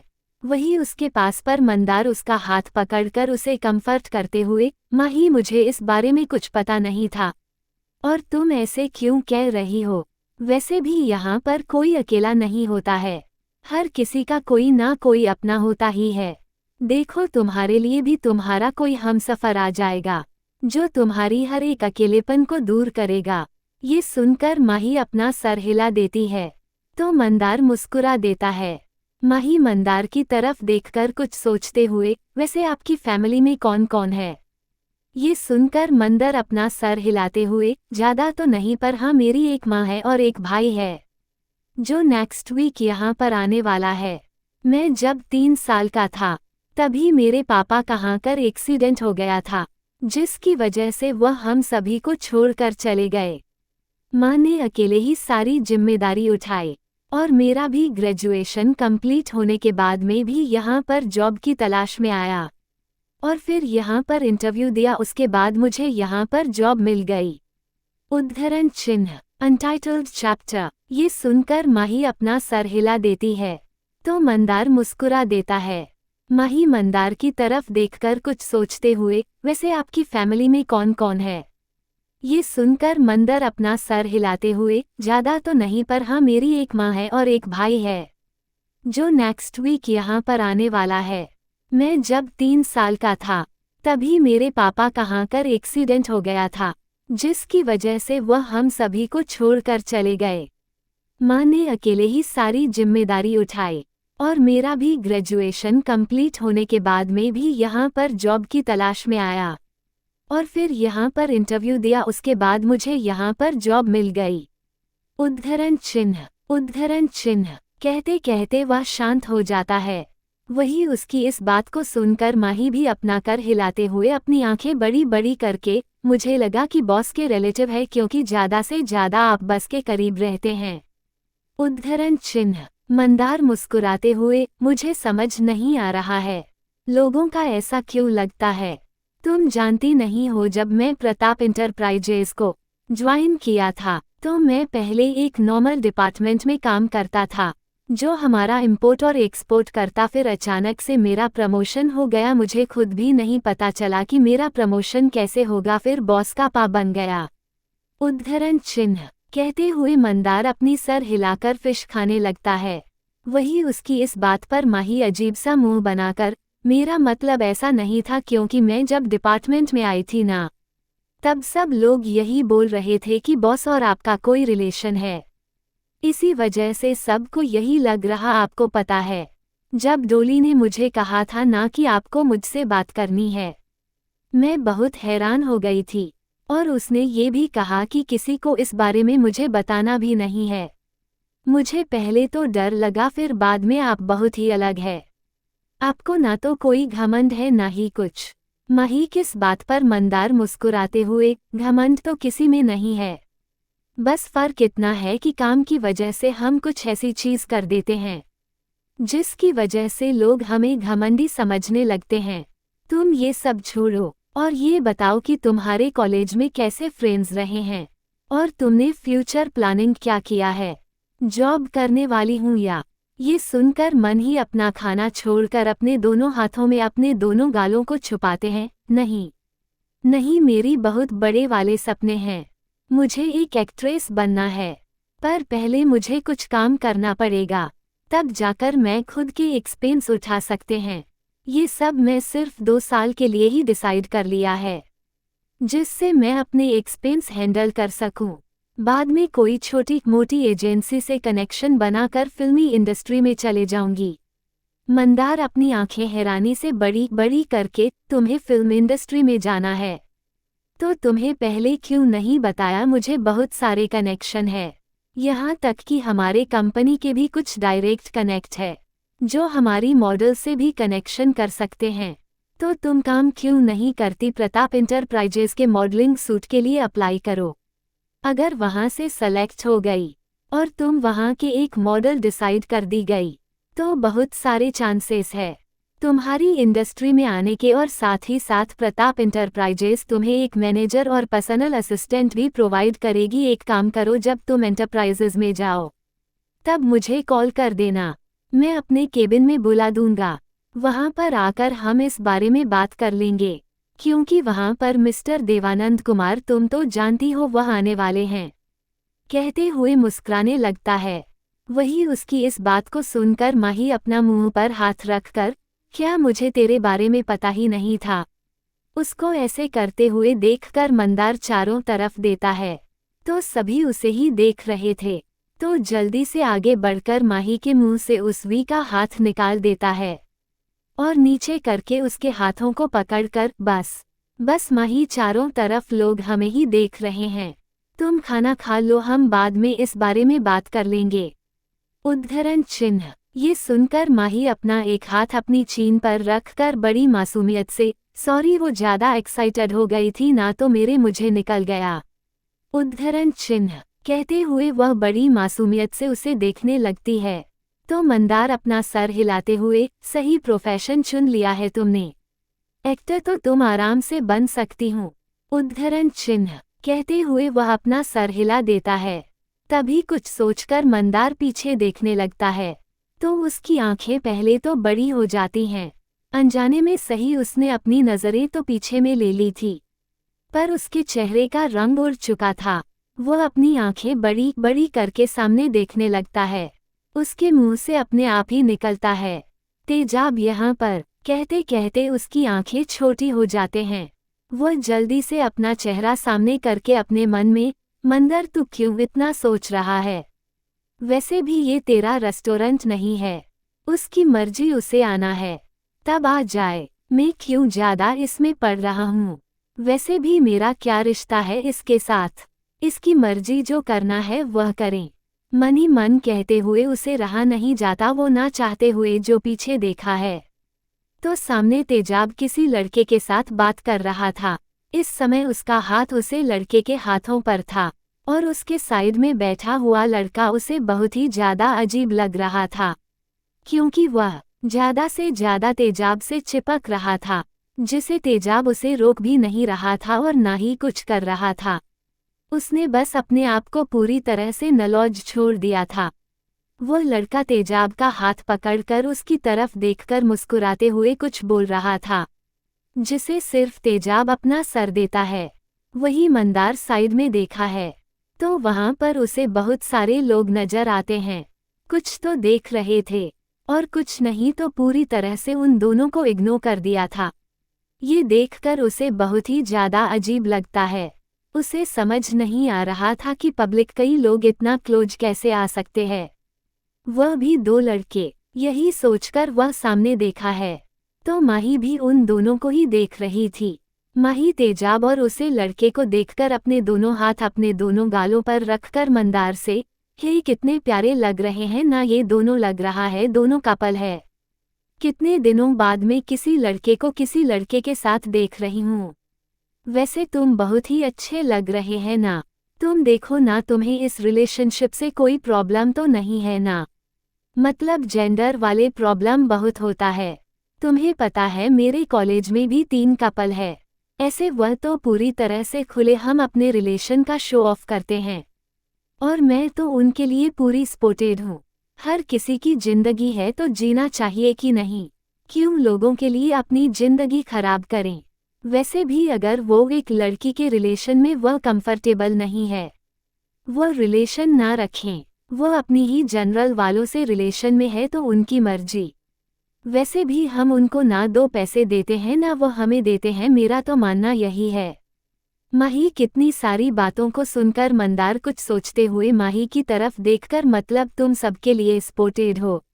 माही अपना सर हिला देती है तो मंदार कुछ सोचते हुए माही की तरफ देखकर, कल को अगर तुम्हारा भाई गे निकला तो भी तुम उसे सपोर्ट करोगी, तुम्हारी फैमिली के अगेंस्ट जाकर तुम मुझसे पूरी तरह से सपोर्ट करती रहोगी।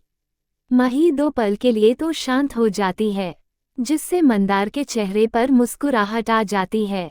वो कुछ बोलने वाला था कि तभी माही बोलना शुरू कर देता है, यस ऑफ कोर्स, अगर मेरा कोई ऐसा भाई निकला तो मैं उसे सपोर्ट करूंगी, क्योंकि जिंदगी उसकी है ना कि मेरी। और वैसे भी अगर वह अपने मन की नहीं करेगा तो घुट घुट कर ही तो जीता रहेगा। इससे बेहतर यही है कि वह अपनी ही पसंद से किसी के साथ शादी कर ले, क्योंकि शादी यह बहुत बड़ा फैसला होता है। आधी से ज्यादा जिंदगी हमें उसके साथ जीनी होती है, तो उसका हक है कि नहीं कि वह अपने माँ के शख्स से शादी करें। उद्धरण चिन्ह कहते हुए वह मुस्कुरा देती है। वही उसकी इस बात को सुनकर मंदार के पास कुछ नहीं बचा है। वह कुछ सोचकर पीछे देखा है। इस बार तेजाब उसे लड़के की तरफ देखकर अपना सर हिला देता है, जिसे देखकर मंदार अपनी आंखें बंद करके गहरी सांस लेता है। तभी माही को वॉशरूम जाना था तो वह अंदर को 5 मिनट का आने का कहकर वह वॉशरूम चली जाती है।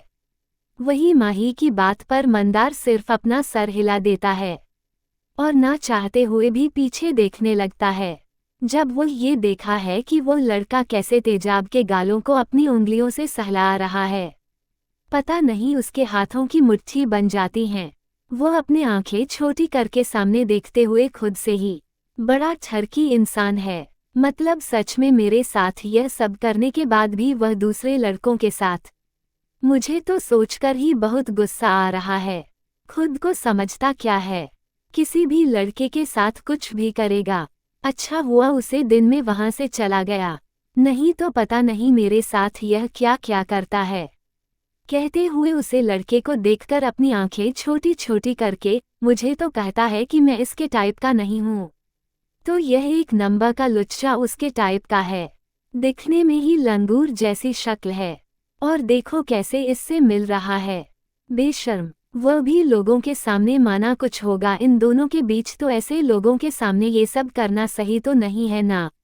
मंदर खुद में ही बहुत सारी बातें करने लगता है और फिर गहरी सांस लेकर खुद को शांत कर देता है। पर जब वो ये देखा है कि वो लड़का कैसे तेजाब के गालों पर अपने होठों को ले जा रहा है, ये देखकर उसकी आंखें बंद हो जाती है। उसे रहा नहीं जाता है तो वह वहां से वॉशरूम की तरफ चला जाता है। वही तेजाब जो इतनी देर से शांत था, वह उसे लड़के की तरफ देखकर अपनी ठंडी आवाज में, बहुत हो गया तुम्हारा जो काम के लाए हो, वो कम करो, इसमें सारी डिटेल है, पढ़ो, तब तक मैं वॉशरूम जाकर आता हूँ, कहते हुए लड़के की तरफ वह ठंडी आंखों से देखने लगता है, जिससे वह लड़का डर के कारण अपना सर झुका लेता है और उसे ऐसे देखकर तेजाब बिना कुछ बोले वहां से चला जाता है। वहीं दूसरी तरफ कॉलेज के अंदर रोशनी की हालत अब खराब हो चुकी थी, क्योंकि सुबह से उसने 2 टीचर की डांट सुन ली थी, वह भी सिर्फ और सिर्फ मयंक की वजह से, जिसकी वजह से वह दोनों ही क्लासरूम में अपनी बेवकूफ़ी बड़ी हरकतें की वजह से फेमस हो जाते हैं। जब कर लेक्चर खत्म होते हैं तो रोशनी और मयंक दोनों ही अपनी सीट से खड़े होकर कैंटीन की तरफ चले जाने लगते हैं। तभी उनके सामने कोई आ जाता है, जिसे रोशनी गिरते गिरते बच जाती है क्योंकि मयंक उसे पकड़ लेता है। 96 पंगा और कॉल, कहते हुए लड़के की तरफ वह ठंडी आंखों से देखने लगता है, जिससे वह लड़का डर के कारण अपना सर झुका लेता है और उसे ऐसे देखकर तेजाब बिना कुछ बोले वहां से चला जाता है। वहीं दूसरी तरफ कॉलेज के अंदर रोशनी की हालत अब खराब हो चुकी थी, क्योंकि सुबह से उसने 2 टीचर की डांट सुन ली थी, वह भी सिर्फ और सिर्फ मयंक की वजह से, जिसकी वजह से वह दोनों ही क्लासरूम में अपनी बेवकूफ़ी बड़ी हरकतें की वजह से फेमस हो जाते हैं। जब कर लेक्चर खत्म होते हैं तो रोशनी और मयंक दोनों ही अपनी सीट से खड़े होकर कैंटीन की तरफ चले जाने लगते हैं। तभी उनके सामने कोई आ जाता है, जिसे रोशनी गिरते गिरते बच जाती है क्योंकि मयंक उसे पकड़ लेता है। वहीं रोशनी अपनी आंखें पहले तो बंद कर देती है क्योंकि डर के कारण, पर जब वह अपनी आंखें खोलता है तो एक गहरी सांस लेती है और एक नज़र मयंक को देखते हैं तो उसे सर हिला देती है और सामने उसे 2 लड़के नजर आते हैं, जिन्हें देखकर रोशनी अपनी आंख की छोटी कर देती है। तो उसमें से एक लड़का रोशनी को ऊपर से नीचे तक देखकर, अगर तुम्हारा हो गया हो तो साइड में हो सकती हूँ, ये सुनकर रोशनी अपनी आंखें छोटी छोटी करके, तुम्हारा मतलब क्या है, मैंने क्या किया है, तुम मेरे रास्ते में आए थे, मैं तो सही से जा रही थी, तुम ही तेरे रास्ते से आए हो, तो तुम्हें मुझसे सॉरी कहना चाहिए, अगर मयंक यहाँ पर नहीं होता तुम्हें तो गिर ही जाती और मेरी कमर है भगवान, कहते हुए वह अपनी आंखें छोटे भी छोटे करके उसे देखने लगती है। तो वह लड़का उसे देखकर बड़ी ही प्राउड वाली स्माइल लिए, देखो सॉरी, रॉकी ने कभी बोला नहीं है किसी को, अब आगे जो होगा ना उसकी जिम्मेदारी मैं नहीं लूंगा। ओही धमकी किसे दे रहा है, पता है मैं कौन हूँ, तुम्हें पता नहीं है मैं कौन हूँ, अगर पता होता ना तो अपना मुंह खोलते नहीं, और यह धमकी ना किसी और को देना, रोशनी हिम्मत मत करना नहीं तो, कहते कहते रोशनी उसे उंगली दिखाने लगती है। तो वही उंगली रॉकी पकड़कर उसके चेहरे के बेहद अपना चेहरा लेकर, क्या करोगी, गर्लफ्रेंड बनोगी मेरी, अजीब पागल इंसान है, तुम्हारे अंदर दिमाग है कि नहीं, यहाँ पर मैं झगड़ा कर रही हूँ और तुम्हें क्या सोच रहा है, अपनी शक्ल देखी है आईने में, कहते कहते वह बड़ा अजीब सा मुंह बनाने लगती है। वही उसकी बात को सुनकर साइड में खड़ा रॉकी के वो लड़का हंसने लगता है। वही उसकी हंसी को सुनकर रॉकी उसकी तरफ ठंडी आंखों से देखा है तो वह लड़का अपने होठों पर उंगली रख देता है। तो मयंक उन दोनों के बीच में आकर, देखो रॉकी, मुझे तुमसे कोई भी झगड़ा नहीं करना है, हम दोनों कॉलेज के पहले ही दिन है तो कोई झगड़ा नहीं करना चाहते हैं, अब तुम यहाँ से जा सकते हो और मैं अपने इस मोटी को ले जाता हूँ, उद्धरण चिन्ह, कहते हुए वह रोशनी का हाथ पकड़ने लगता है। तो रॉकी बड़ी अजीब तरह से मुस्कुराकर, सही है, अपनी तीखी मिर्च को अपने पास ही रखना, पता नहीं कब क्या होगा। ओही गधे की शक्ल वाले, तुम किस धमकी दे रहा है? मुझे दे रहा है। मैं तुझे छोड़ूंगी नहीं, छोड़। मयंक कैसे मारो, देखो तो कैसे बोल रहे थे। और तुम ये सब सुनकर से ले सकते हो। वह मुझे बोल रहा है। तुम मेरा दोस्त हो ना, तो मेरी साइड लेनी चाहिए ना। वी ना कि उसकी। तो जाओ और उसे मारना। कहते हुए वह मयंक की कॉलर को पकड़ लेती है और अपनी आंखें बड़ी कर लेती है। तो मयंक उसे शांत करते हुए, रोशनी यहाँ पर बहुत सारे स्टूडेंट है वी हम इस बारे में बात कर लेंगे, और वैसे भी। रोशनी उसकी बात को बीच में काटते हुए बड़ी मासूमियत से अपनी आंखें बड़ी करके, बिल्कुल भी नहीं। इसने देख मुझे क्या बोला है, तुम इस गधे को मारना ही है। तुम मेरा दोस्त है ना, जा जल्दी से मार इसे। रॉकी मुस्कुराते हुए, अच्छा कोई दूध पीता बच्चा मुझे मारेगा रॉकी को? चला आ जा बच्चा, देखते हैं कि कितना है दम है तुझमें। वैसे भी तेरी यह मिर्ची बहुत ही ज्यादा बोलने लगी है, जरा इसका मुंह पर लगाम दे, नहीं तो पता नहीं तेरा क्या कर देगी ये सुन वीकर रोशनी अपनी आंखें बड़ी करके मयंक को घूरने लगती है। वही मयंक अपने सर पर हाथ मार देता है। उसे समझ नहीं आ रहा था कि वह क्या करे, क्योंकि रॉकी बहुत ही ज्यादा हटा विकटा था और मयंक हड्डी पसली, वह कहाँ रॉकी को मार सकता था। रॉकी का एक ही पांच उसे कर से कहाँ लेकर जाएगा, यही सोच रहा था। ऊपर से रोशनी अपना मुंह बंद नहीं कर रही थी, जिसकी वजह से मयंक उसके मुंह पर हाथ रख कर, बस बहुत हो गया और मोटी, हमें इस बारे में बाद में बात कर लेंगे आप, कहते हुए वह जाने ही वाला था कि तभी रॉकी उसका हाथ पकड़ लेता है, जिसकी वजह से सभी स्टूडेंट्स अपनी जगह पर खड़े हो जाते हैं। रोशनी को आप डर लगने लगा था। वो कभी रॉकी को देखते हैं तो कभी मयंक को, तभी वहां पर टीचर आ जाते हैं, जिससे सभी वहां से चले जाते हैं। रॉकी मयंक को आंखों से ही मरने का इशारा कर देता है, जिससे मयंक बिना देर किए वहां से रोशनी का हाथ पकड़कर फटाफट से निकल जाता है। वही मयंक रोशनी का हाथ पकड़कर कैंटीन की तरफ ले जाते हुए, क्यों जरूरत है तुझे झगड़ा करने की? पता नहीं वह क्या करेगा, तूने देखा है उसकी बॉडी, और मैं कहाँ, उसे ठीक पता। सच में हर वक्त को अपने गले मुसीबत लेकर फिरती है। समझ नहीं आता तेरी जैसे दोस्त मुझे जैसे मासूम के गले में कैसे आ गई। कहते हुए वह अपनी आंखें छोटी करके रोशनी को देखने लगता है। तभी रोशनी उसे देखकर कुछ बोलते ही वाली थी कि तभी उसका मोबाइल वाइब्रेट करने लगता है, जिसकी वजह से वह बैग से अपना मोबाइल निकलती है। तो वहां पर हबी नाम आ रहा था, जिसे देख वीकर रोशनी चारों तरफ देखती है। वी फिर गहरी सांस लेकर मयंक की तरफ देखकर, तू 10 मिनट रुक, मैं 5 मिनट में आता हूँ, कहते हुए को वहां से चली जाती है, बिना मयंक की बात सुनकर। वही मयंक रोशन की बात को सुन कर अपने बालों को खुजाते हुए, सच में इस लड़की को समझाना मुश्किल नहीं नामुमकिन है। 10 मिनट का कहकर 5 मिनट में आती है, क्या लॉजिक लगती है पता नहीं, मेरे ही क्यों ऐसी दोस्त मिला है। कहते हुए को अपनी गर्दन टटेरी पीछे करके जैसे ही देखता है, तो सामने रॉकी सोडा पीते हुए नजर आता है। और वह उसे ही देख रहा था। ये सीरा जल्दी से मयंक अपनी नज़र दूसरी तरफ करके, ये शैतान ऐसे क्यों देख रहे हैं, जैसे अभी मुझे खो जाएगा। पता नहीं ये शैतान मेरे साथ क्या करेगा, मुझे तो फिर से दूरी ही बनानी होगी। उद्धरण चिन्ह। वहीं रोशनी एक कोने में आकर चारों तरफ देखती है, वहां पर उसे कोई नजर नहीं आता है, तो वह कॉल अटेंड करती है। जैसे ही वह कॉलर ट्यून करती है, तो सामने से सत्या अपनी शांत आवाज में, हे फायरफ्लाई मिस मी, सूर्या की आवाज सुन वीकर पता नहीं क्यों रोशनी को बहुत अच्छा महसूस होता है। पर उसकी बातों को रोशनी मुंह बनाते हुए कभी मोबाइल को देखते हैं, कभी खुद से ही वह खुद में ही बड़बड़ाते हुए, यह ऐसे क्यों बात कर रहा है जैसे 10 साल से हम मिले ही नहीं है। सच में यह इंसान क्यों मेरे नसीब में पागलों का आना लिखा है। खुद में ही बड़बड़ आते हुए वह मोबाइल को फिर से कान पर लगा देती है।